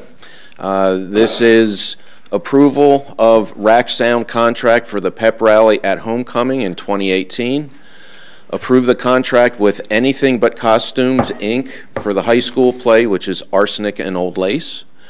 Approve contract with J-Line Dance Crew for their performance at Richland Elementary. Approve a housing contract for the high school band trip. Forecasts Analytics customer agreement. Approve award musical instruments purchase and service program RFP to Music and Arts. Approve Bucks County Intermediate Union Cooperative Services fuel bid. That is the fiscal consent agenda. Do I have a motion to approve it as presented? So moved. Mr. Anderson, second. I'll second. Ms. Mitchell, discussions. Mr. Shaw, can you explain F a little bit to us? That's the music purchase. We're actually going to look at Dr. Hoffman.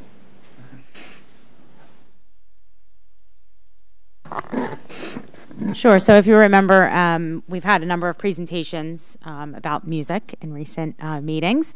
And one of the conversation pieces last year that came up, we had a member of a community organization who came to share that our instruments were in disrepair. And at that time, the board had asked me to look into whether or not there was something I could do to provide them with new instruments.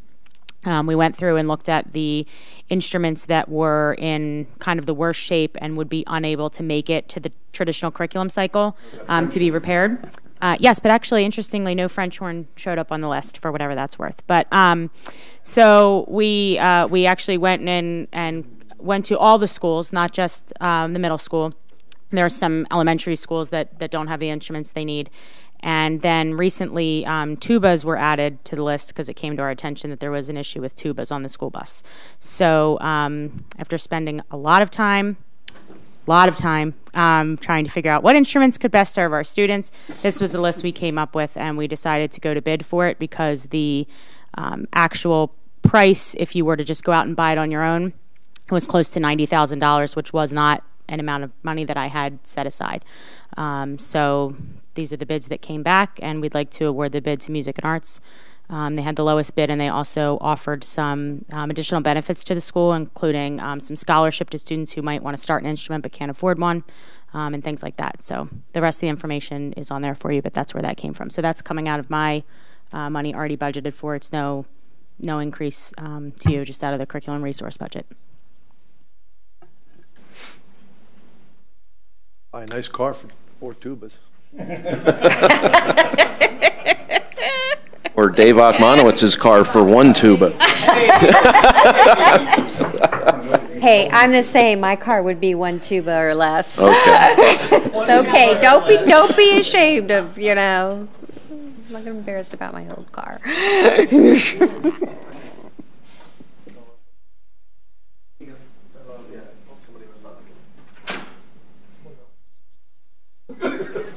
That's not outdoor. Poltergeists? Any further discussions?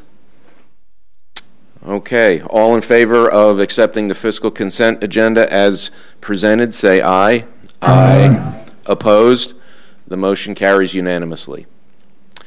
Moving on to public comment on the facilities consent agenda. Okay, the facilities consent agenda. We have approved the capital improvement plan from Dewey Engineering, and you'll find the information on board docs for that. So do I have a motion to approve the facilities consent agenda as presented? So moved. I'll second. Mr. Ochmanowitz and Ms. Mitchell. Discussion. No discussion? Actually, I had a question, just out of curiosity. So when they're doing the assessments, is there like a criteria that we're giving them to say we want to model it after one of the existing schools as far as improvements are concerned? Or are they just basing that on wear and tear of normal equipment? They have their own model. They actually just did this at Penn Ridge School District, was where we sort of stole the idea from. And they actually have 10 different rating from 0 to 10 on their criteria. Something that's a safety concern is a 10, something that's, this would be nice to get done, not sure it's an immediate need, is a 1. So they go through every single school. They put this together, and not just for that year, they'll also, based on the outcome of their analysis, project out for the next 5 years everything that we need to be planning for and thinking of ahead of time. And then in addition to that, we can even use their service if we so choose, if we have to put together specs or anything of that nature to go out to bid. Okay. And is that kind of like the ultimate goal, is to kind of put together like a 5-year plan as far as to kind of Yes. keep the budget level? Yes, so the board approved last year a $1 million line item annually for capital maintenance, and this is what we're going to use to determine how we spend that $1 million every year. And what we would do is we'll take it to the facilities committee at the beginning of the year, we'll talk about it, make sure this is the list, and then we'll go out to bid and get the projects done. Thank you. One of the things we struggled with as a committee there was a lot of asks constantly, and then it sort of came up. We had really no way of prioritizing what's what's nice to have, what's not nice. And this was kind of the outcome of that, Zach, right? Is that correct? I mean, you know. Yeah, it'll really help us prioritize, but it'll also help us plan for the future, so we can start thinking now about what we need to do in 3 years and start factoring that into our budget. And just because you have $1 million every year, you might know in year one you might only have $500,000 worth of projects, but you know in year 3 you got 1.5, so you can stock that extra $500,000 away and prepare for year 3. So it really helps you build together a long-range plan for the district. And it was another ask of ours, you know, from the board, was that we didn't have that, and there was things that were creeping up, such as the roof at Trumbowersville, or you know, the HVAC system that's kind of wobbling at QE and those kind of things, and so and the way the system rates them too is really, I think, excellent, because it takes safety into consideration. So you might have something that's rated poor, it's not a safety issue, that can possibly wait, that's all factored in. Whereas you might have something that maybe doesn't look as bad now, but it's a safety issue, and you know, that needs to be taken care of sooner rather than later, and it factors all of that in. It was a pretty eye-opening presentation that Dewey did on that, and I thought it was an excellent system. Yeah, I like the idea. Thanks. Okay, any further discussion? Those in favor say aye. Aye. Aye. Opposed? Motion passes unanimously. Public comment on the human resources items being presented for a vote tonight. Okay. On the human resources consent agenda, we have professional staff, unit pay, support staff, substitute staff. Do I have a motion to accept the human resources consent agenda as presented? So moved. Mr. Akmanowitz, second. Second. Mr. Jackson, discussion. No discussion. Those in favor say aye. Aye. Aye. Opposed? Motion passes unanimously. Public comment on the Office of Teaching and Learning items being presented for a vote tonight.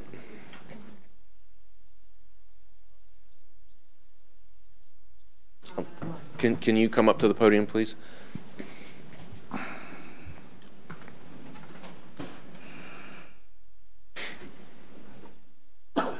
Hi, Michelle Henry, Richland Township. With regard to the Office of Teaching and Learning, I think the 2019-20 course studies are being approved. So my comment is just that it was my daughter that spoke up here earlier tonight, and I thought that took a lot of courage for her and shows you how much she really cares about this topic. I know maybe for some people it's fluff or a joke or I don't know.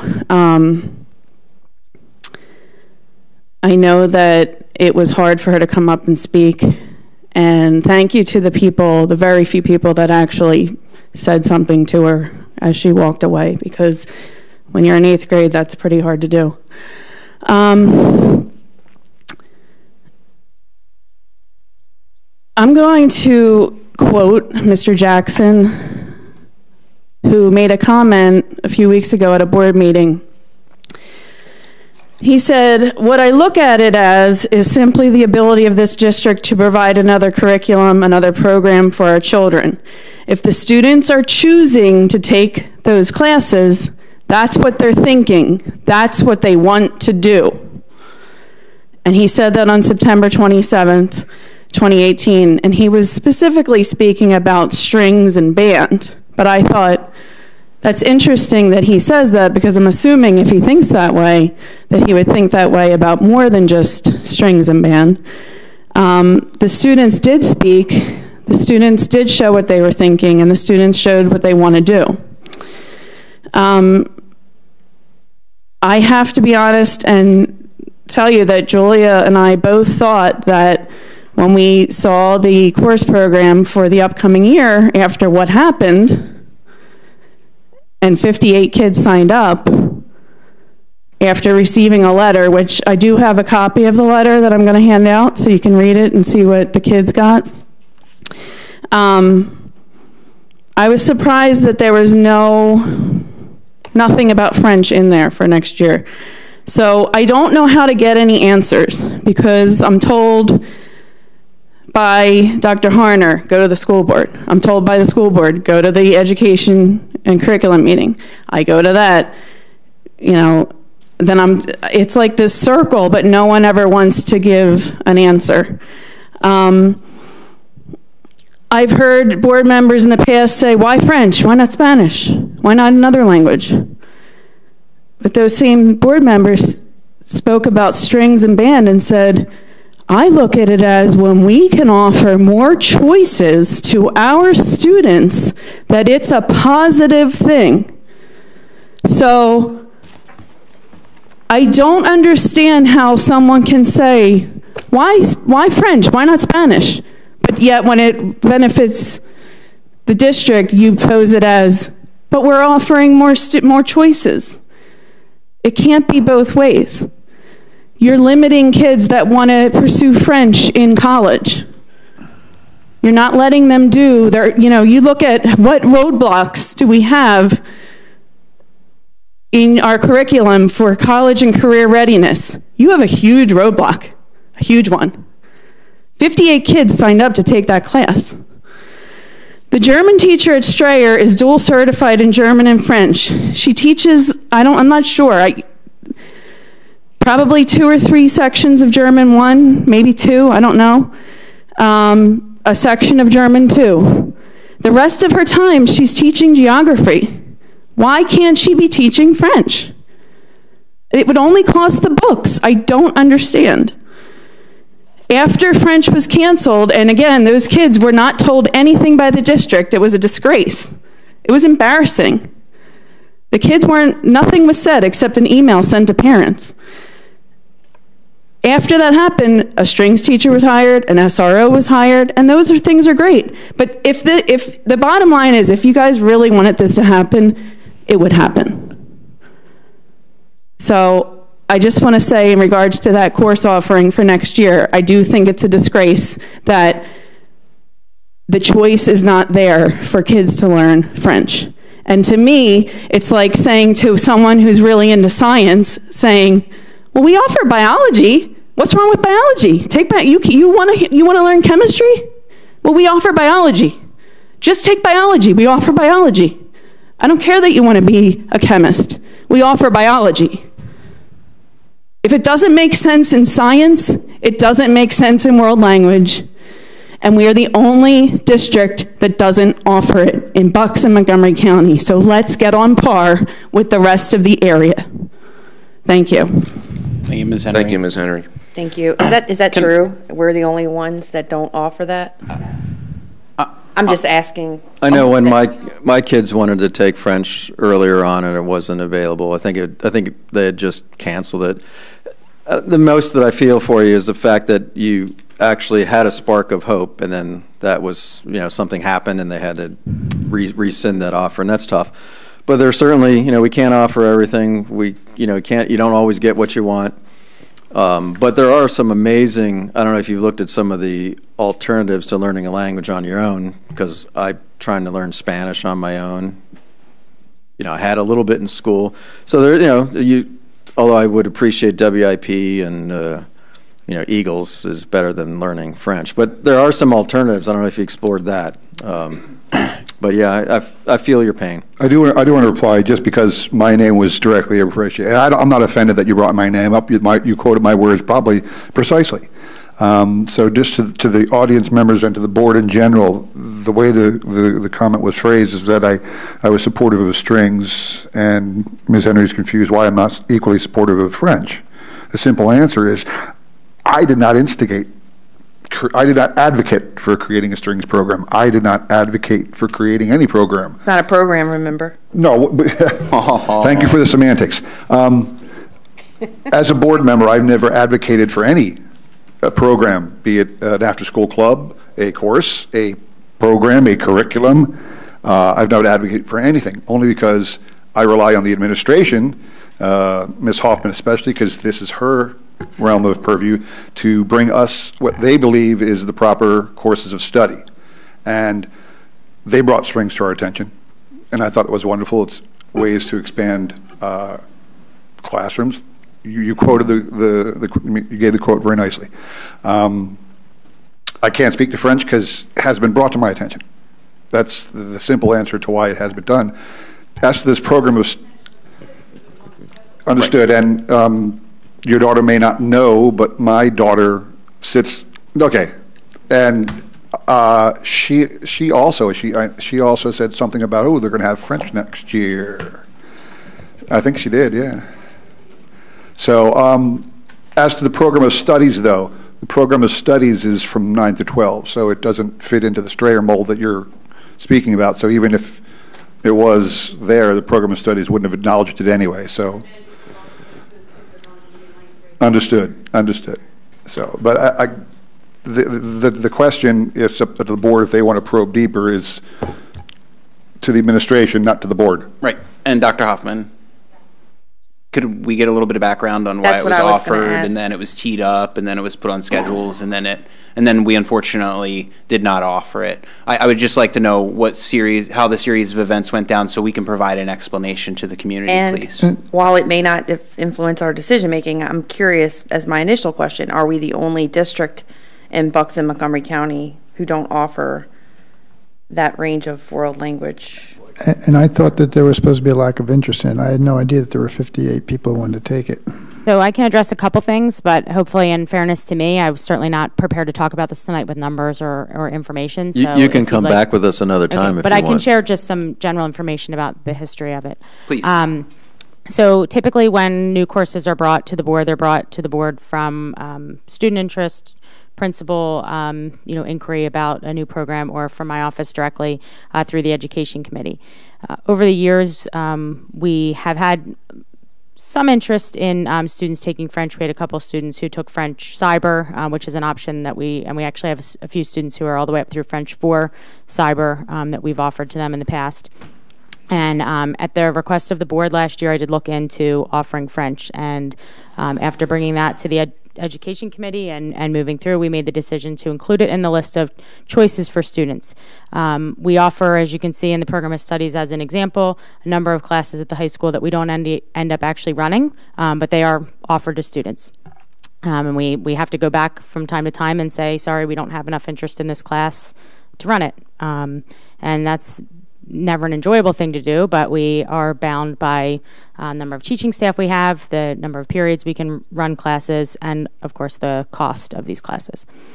So once we had the students enroll, and like I said, I don't have the numbers with me, but I did just pull up the course request tally in Power School, and I only see 29 students who selected French, so I'm not sure if I could go back and look at numbers that I have in my office and get back to you with those numbers. But I'm speaking, excuse me. And so I would be able to get that for you at a later date. But anyway, what happens sometimes is students do express an interest by survey or even in their course request document, and then when they actually go to load the schedule, it doesn't work. Some students that may have been interested in French may have gotten their PSSA scores back and they needed to take reading instead, because we do offer the choice, but then if you need to take a different class, then we would change that out. Or perhaps they needed a different class that only ran the same period French was going to run, and so it wouldn't fit into their schedule. I don't do the middle school schedule, so I can't tell you exactly how that happened. But then at an education committee meeting, I did come back, share where we kind of were, what it would cost us in terms of another teacher. So I do understand that we do have a teacher who is certified in French, but it's not, you asked, we've compare this to strings. It's not as easy as just saying someone can just teach those two classes. Then I need to hire another teacher to teach the classes she's not teaching. And then the next year, it's French 1 and French 2 in the middle school, and French 1 at the high school. Then the next year, it's French 1 and French 2 in the middle school, French 1 and 2 at the high school, French 1, 2, 3 at the high school, French 1, 2, 3, 4 at the high school, French 1, 2, 3, 4 AP at the high school. And while right now, in some programs, I have the capacity to do that. People might not like it, but I could ask a teacher, hey, would you be willing to split between buildings, or could you, teach German part of the day and French part of the day. I don't have that for the out years. So in year 2 and year 3, I'd be looking at having to hire additional staff, which is not something that we believed at the time last year as an education committee was a fiscally responsible decision based on the number of students and the interest. If I recall, didn't you bring even to our attention a textbook, a French textbook? I didn't ask for permission for meetings. one. No. Oh. Didn't you bring one for us to look at that you were considering using? Was there a foreign language textbook that we looked at a few months ago? I thought it was you approved a German textbook. Was it German? Mm-hmm. Oh, okay. All right. But I did run the numbers by the education committee in terms of what it would cost for us to have the number of teachers that we would need, the cost of any resources and those types of things. And at the time, it was determined that it wasn't a fiscally responsible move to move forward with it. At that time, there's lots of classes that we would love to offer. We get student interest in new classes and electives all the time. And unfortunately, we just have to make the decision, what we can offer and what we can't based on all those factors I just mentioned. Thank you, Dr. Hopefully that Hoffman. helps a little bit. I do want to point out that was the same argument that I made with regards to the string department. And so I find it slightly ironic that we're having the same discussion regarding French. And so, but I do want to say, Ms. Henry, I thought, I'll be honest with you, I didn't even know we didn't offer French because it was offered when I went here. So I was surprised to hear. I was just curious, when did we get rid of French? Anybody know? I think when our son was interested in it. 2008 or 9. Yeah. Was it 10 years ago? So the question I have is, is Mandarin that much more popular? Is it more popular? Mm-hmm. We have. Not every 4 people on the planet speak it, I think. Well, I'm not saying in the world is it popular. I know it's popular in the world. I meant in Quakertown, Pennsylvania. I'm just curious. Is there 100? And we do have one teacher that travels between multiple buildings to do that. And I guess the thing with the strings piece is we had the additional staff member who can cover that. And as I shared at previous meetings with the plan, I'm not looking to add additional staff to continue students the choice to take a stringed instrument versus, one of our other instrumental music choices. In this case, I would be saying to you right now, I need you to add another teaching staff member if you would like to offer French. So that would be a full-time FTE. And last year when we went through this, the decision of the Education Committee was that we did not have the money to put another FTE in the budget for French specifically. Thank you, Dr. Hoffman. Okay. There's a question on the President. Yeah. At the next comment, there's another public comment in there. You can come back up again, okay? Do we have any plans, given the interest, I guess? Are we saying that indefinitely we're not going to offer French, or just at this time, I guess? So my statement to the board at the last meeting, or my recommendation, was not to offer French as a live class. Obviously, you have the right to direct me to do something. Just for now. Well, just a quick caveat to what Mr. McCucci spoke about regarding the similarities between this discussion and the strings discussion. Do recall that the reason the strings program came about is because we voted to hire a new teacher, essentially retain, whatever term you want to use.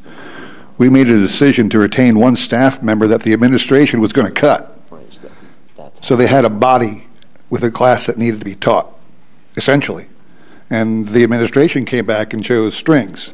So if you remember the conversation? Sir, yes. Do you? Do you remember the conversation that we had in June? Do you remember how it went? We left it that the administration and the teachers should get together and decide how to use this body. We were asked by the administration, can we defer the way we wanted to utilize that? And we agreed to that. Okay. Right? We didn't say defer. We agreed that Dr. Harner could use that body as he sees fit. At the time, it was mentioned that it could be choir or band. There was no mention of strings. And in fact, there was no mention of strings until we were at the board meeting when we found out. Actually, I lied. When I went to my kids' orientation at Trumbarsville was when I first heard that they were offering strings. It was never brought up before that. And then it was a public email that came out or a blog. So no, I think they're totally different. But I think there's a lot of similarities in the fact that regardless of the semantics, and I wasn't here for the board retreat, but the semantics we want to use, it was the same principle that we're applying to offering French, which is if you build it, you're going to need more people to sustain it, is all I'm saying. And it could start out with 12 people or 10 people, but if it multiplies over time and it expands the district, one person's not going to be able to hold that up. Yeah, I don't think the number one person actually was even involved in the strings. I don't think 3 years out we were still going to be with one person. I thought even maybe I'm wrong, I thought the administration alluded to the fact that going forward they need another staff member in 2 or 3 years. I don't know what the number was, but they... Right, what we said was through attrition we would replace that but it's still position. investing, But my right, point in is, that. you will still be investing cash Right, but into a program that will continue to grow over time. So I'm hearing we need a strings teacher that can teach French. Right, but my point was simply that regardless in this particular case of the issue whether or not we should have done strings, again, my point was simply that we told the administration to retain a certain staff member. In this particular case, with French, there is no such staff member. We'd have to hire one. We may have one. Right. I don't understand. Well, she's also teaching geography. They just said she's teaching geography too, right? So I understand that maybe she's not filled with French, but she's teaching geography, and I don't know what her schedule looks like outside of those two classes. Well, look, we got a lot of people teaching other things that they're certified. A lot of That multiple is for certified sure. teachers out there, I'm sure. Yeah, so I guess help me understand. So if there's 29 kids interested, that would be definitely a large class size. So what's our average class size for, world language, I guess? I can get that to I you mean, another time, but yeah, I I'm can sorry tell you, to I put mean, you on certainly spot. at the high school, if I had, to guess, most of the Spanish classes are in the high 20s or low 30s even. Yeah.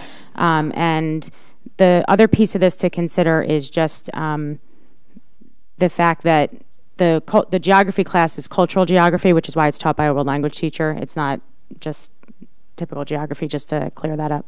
But I think it's important to recognize that some of the conversation that we're having around French, we could also be having around a lot of other classes. So we just have to be careful that we look at all of the pieces of the interest before we move forward with adding something new.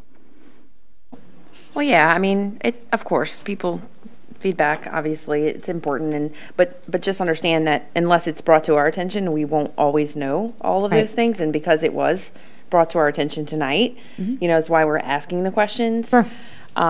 So if the average class size is I don't know, is it impossible to think that we can't add one section? I know that we would need future planning, but we couldn't add one section of French to cover the 29 students who are interested in that? Well, then I need someone to teach one section of another class, so I still need another teacher, and then you're going to need French 1 at the high school too. So it's really at least a half-time person that we're hiring. So. So we're talking, right. And a travel period for the teacher is just a period that they don't teach at all. So for her to travel from the middle school to the high school, she can teach one less class to begin with. So now I need another period too. So I can go back and see if I can find those notes from last year's ed committee and share them with you if that would be helpful. Yeah, I mean, I'd like this to, don't get me wrong, I'm not someone who is like really passionate about this, but it sounds like we do have, I am French, maybe I should be, I don't know, but just kidding. But I think we should look into it a little bit more. I think it's something that we should offer, especially if it sounds like other schools do, it would be good for our students. I just find as our language offerings have diminished, now we call it world language instead of each language by itself.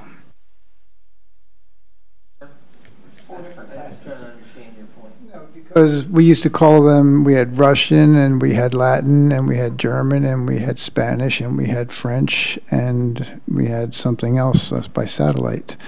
but as the number of languages got reduced, instead of calling it foreign language, now we call it world language, and I just think it gets smaller, and then we call it world language. I just find that amusing. One of just as a historical point, at least from my history, only goes back to 2014 here, and the restaffing plan. Latin and Chinese, expanding our languages in the Latin and Chinese were part of that. We were able to find a high-quality Latin or a Chinese teacher. She's awesome, and we're with over 100 students now enrolled. We couldn't find a Latin teacher, not a one. Could that be because it's a dead language? Well, we had more students request Latin than we did French. I can tell you that. We had over 75 that's students from Latin. I couldn't find a teacher. Yeah. Right. I couldn't find a teacher. My father would be proud. Okay. Let's move forward with the Office of Teaching and Learning consent agenda. It's coming. It's coming. That's at the end Yeah. of the meeting. No, but did we, Not on this. did we ask for public comment after she Yes. gave her public comment? Yes. Okay. Okay. There's other public comments in the meeting if anybody would like to come up and like we're in the middle of doing this, and I promise you she can come up and talk again. Ryan? Oh, okay. That's what I was reading. Come on up.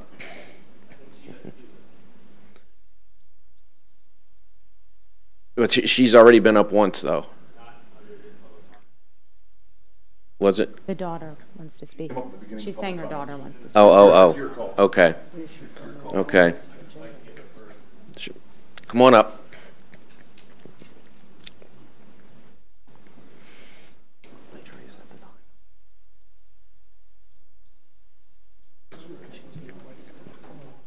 I'm sorry. Okay, so Mr. Derek Pfeiffer sent my mom the exact number of how many students signed up for French 1, German 1 and 2, and Mandarin 1. And I know for sure that French 1 was 50. It was 58 students interested that are now currently in 7th and 8th grade. And then how can you decide that French 1 is not a recommendation for a live course when 58 students signed up to take French 1? The district keeps saying there is not enough interest in French, but 58 students signed up. So how is that not enough interest? That would be about 2 classes. So, and what teaching certificate is needed to teach cultural geography, and how did French 1 get offered and put on 58 of our schedules if there was like no plan after that? And then I'll hand out a copy of the. Just give them to Mr. Garten. He can pass them around. Thank you. I'd like to, if I could, talk about overarching. Here you go. Sure. The overarching for faculty and priorities for staffing and all that. I like Dr. Hoffman to kind of give a larger overview of our strategy beyond what we talked about during the finance meeting. Most of the board members were there in finance, and as we talked about our declining enrollment, approximately 3 to 4 classrooms a year in elementary school because of the incoming class being smaller is keeping our end strength of our faculty the same and using that to reduce class size in the core areas. That was the philosophical approach that we talked about, and I believe there was a support to do that during the board meeting or during the finance committee meeting. Also, I know there's on the program of studies there's an issue about that may be of concern, and I wanted to have Dr. Hoffman talk about that because it may give an appearance that we're trying to go backwards also in staffing, which is not the case.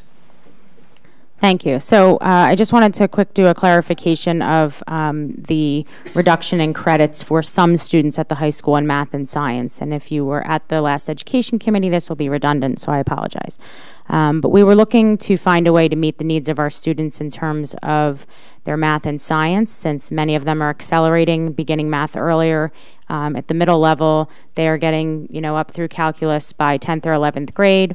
And they may want to try something different their senior year, or they are doing an advanced biology class in 9th grade, chemistry class in 10th grade, maybe AP Physics in 11th grade, and similarly would like to try maybe something in a different field their senior year. So we were looking to reduce the number of credits from 8 to 7, have to take 3 science, have to take 3 math, must complete biology, chemistry, and physics, must complete algebra 1, geometry, algebra 2, but beyond that, some flexibility for students. And one of the things that came up through that conversation was a potential concern from staff that the reason we were doing that was to reduce the number of staff members that we would need in math and science. So I just wanted to publicly share that that is not our intention. We don't believe that that will be the case. And if anything, a lot of the conversation centered around making our science class sizes smaller.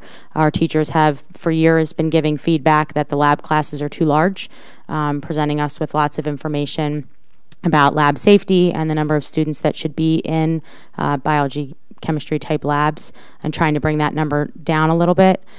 So from our forecasting, of course, we don't know right now exactly how many students are going to pick to do the 4th year of math or the 4th year of science. We know all technical school students already only need 6 total, so we can take them out of the mix.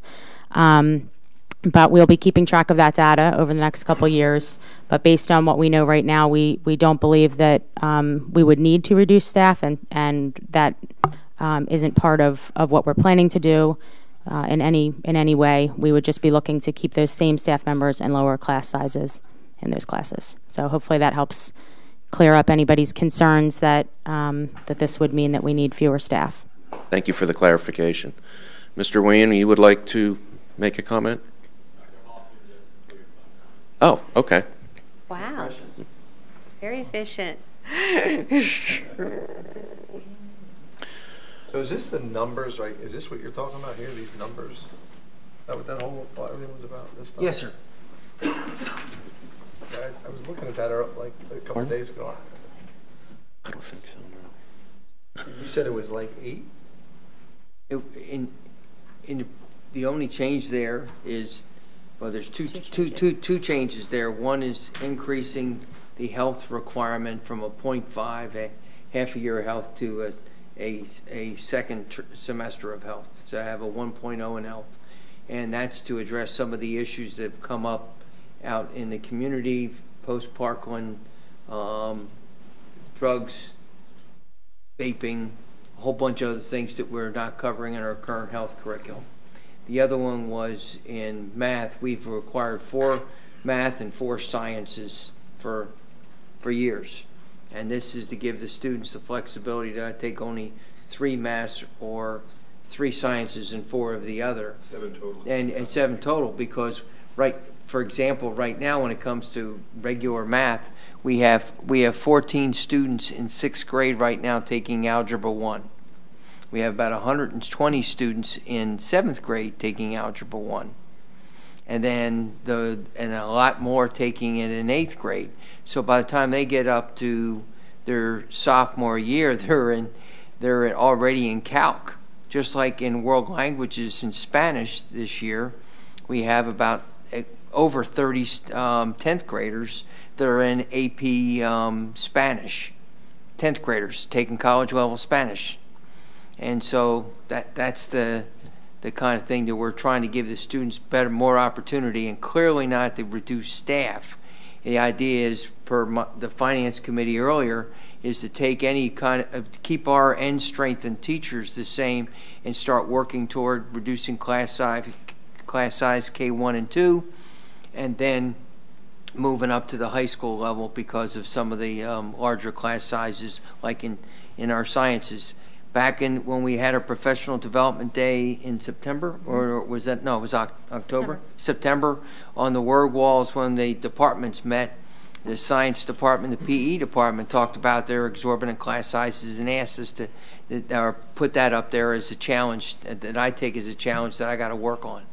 Well, it sounds like, too, like the folks who are sort of accelerated, then until this change, almost were forced to take yet another class, and now you're reducing by one. So if you've already exhausted your math, so to speak, you're not stuck trying to get some other crazy class that you probably don't even want. That's correct. I do think a number of students will still select another math or science if they are inclined to do so. They will still take AP Anatomy. They'll still take AP Stat. That they may still select to do that, but right, just an option. Okay, moving on with the Office of Teaching and Learning Consent agenda. On the agenda, we have the approval of the planned course statements and approval of program of studies.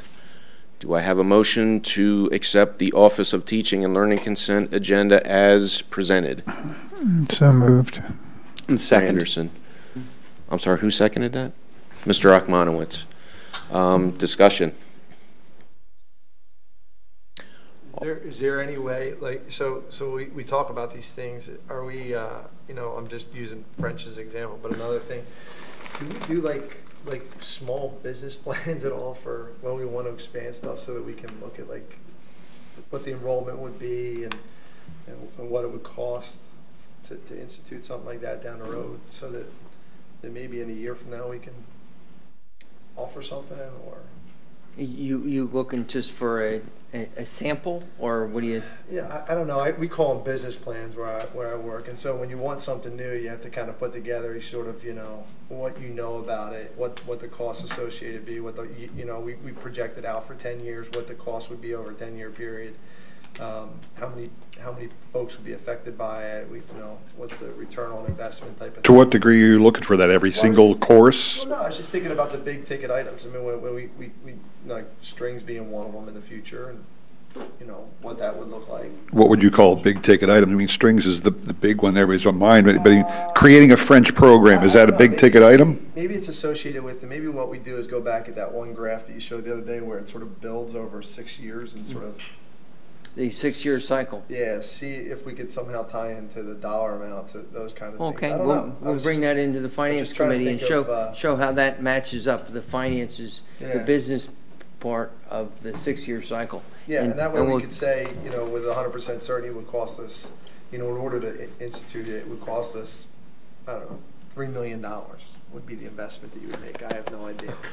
Maybe so in other words, if we said, give us an example proposal for French, instituting French, and if it was $1.98, it would be a no-brainer, right? And if it's $1.98 million, okay, we can delay building maintenance and do French, so it's like that. If you at least, it's like, yeah. I don't know. I mean, what's the magnitude? Discussion, but I don't know what the math.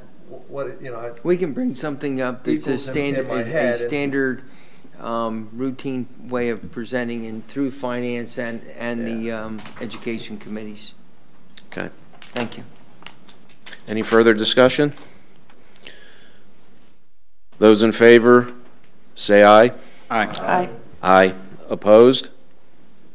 Motion passes unanimously. Next is public comment on policies and program items being presented for a vote tonight. The policy and programs consent agenda consists of acknowledging the class of 2018, and no, I'm not going to read all the names. Approve truancy services agreement with the BCIU 22 for the 2018-2019 school year. A PIA resolution regarding basically fairness in level competition, and all that information is in board docs. So do I have a motion to approve the policy, programs, and consent agenda? I'll motion. Ms. I'll Mitchell. Second. And Mr. Achmanowitz. On fire tonight. Yes, you are. Discussion. Dr. Harner, can you elaborate on the PIAA resolution we're bidding on? Because I'm not sure if how many people are really aware of what this is. What's going on around the state, especially in the western central portions of the state, and a little bit in this area, Lehigh Valley, where athletic directors, superintendents, high school principals who are into the policy side of things is getting some traction finally from the state legislature on changing the PIAA rules because of how parochial schools tend to win a vast majority of the championships because they have no boundaries to where they can recruit students from. I'm aware of probably once every couple of weeks I'm hearing of a student, one of our athletes, who has or from a parent more often than not the student itself, him or herself, is being recruited away to a private school, parochial school, charter school. Do you have something against Notre Dame? No, Notre Dame High School, yes, sir. Notre Dame, the college, no, sir. But anyways, the PIAA has been basically protected by, in changing, they've been protected by the legislature, and now it's gotten a lot of traction. This summer I went to a legislative hearing in the Capitol on it, and two of our Bucks County, Senator Tomlinson and Senator D from the, I forget his last name, but a House rep from Ben Salem area. They're the co-chairman of the statewide committee, and because of them holding the hearing, the PIAA took a couple initial steps on leveling the playing field. The resolution here finishes the deal is by separating in final championship competitions that the parochial schools play in their own championship and the public schools over here, the traditional public schools over there. Down in Philadelphia, they got a charter school right now that is a basketball powerhouse and magnet school.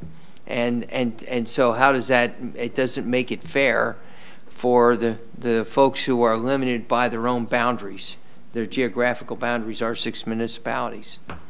Is this resolution from a template that we obtained, or do we draft this ourselves? It was something that's been going on around the state, and we modified it just a little bit on the wording, but most of it's from what's going on, and there's probably 100 of them that have been approved out of the 500 districts. That's the other question I was going to ask. How many other districts have supported this?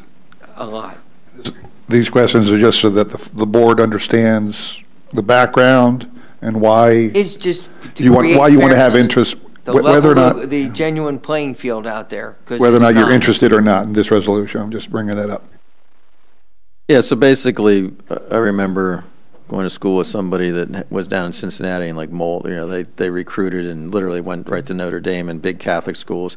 So you're talking about today, Quakertown would have to compete against the big Catholic powerhouses and things like that. Correct. To get anywhere, and we always lose because it's unfair competition. So that's what you're talking about. This is just saying we want to. What does this actually do? Does this just extract? It's just a resolution. This is your position on this public policy issue that would go into the archives once it's approved. If you all approve it, we would share it, put it out on Penn Lake so that other school districts and others across the state would be aware of your position. So the private schools as well as the public schools will continue to play each other throughout the season. Correct. However, wrap up, there will be a Catholic League champ and a public league champ or something to that like effect. That, yes, sir. Okay. Hey, and it is because the non-public schools can recruit their students from all over the state. They're not in the borders. You could go from Quakertown to Philadelphia. I mean, if you're good enough at playing football, there's schools that will come, take you out, give you free tuition, boop, put you in school, and then they have instead of our little area of catchment, Quakertown, they have the entire regions, all-stars, 4 counties to choose the best 40 kids. I can tell you my daughter was recruited by some private schools. Goalkeeper extraordinaire. She obviously didn't go, but it happens. We have personal experience with it. It happens often. Yeah. Okay, any further discussion?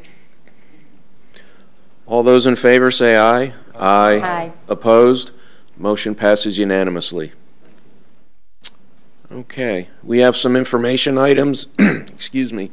There's the board briefing book on board docs, and there is the Quakertown Community School District Parent Community Safety Committee update,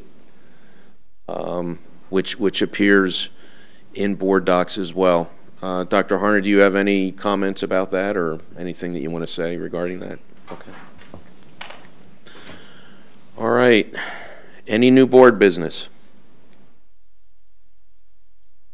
No? Okay. And this brings us to the general public comment section of the meeting.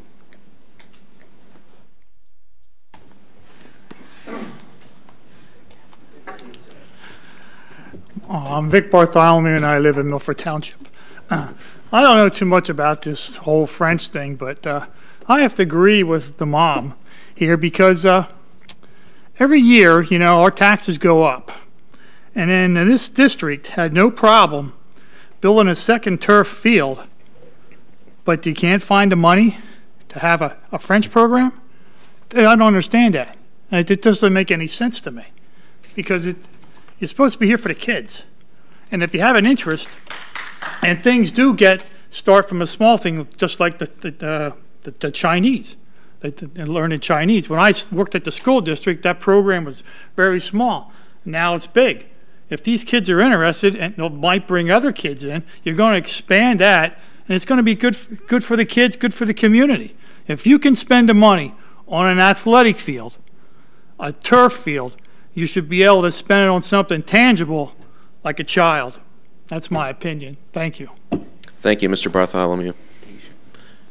Any other public comment? Okay. We have calendar items. Thursday, November 1st, there's a Facilities Committee meeting in Community Room A. Thursday, November 8th, we have an Education and Curriculum meeting in Community Room A that starts at 6. And then the regular work session, school board meeting at 7 here in the Community Room. And then Thursday, December 6th, we have the Facilities Committee meeting, Room A, starts at 6. And at 7 o'clock, we have the reorganization and regular voting meeting here at the DSC. Okay, do I have a motion to adjourn the meeting? Oh, so moved. Mr. Rachmanowitz. Second. I didn't get to say anything. Ms. Weed, all in favor of adjourning, say aye. Aye. Opposed? This meeting is adjourned.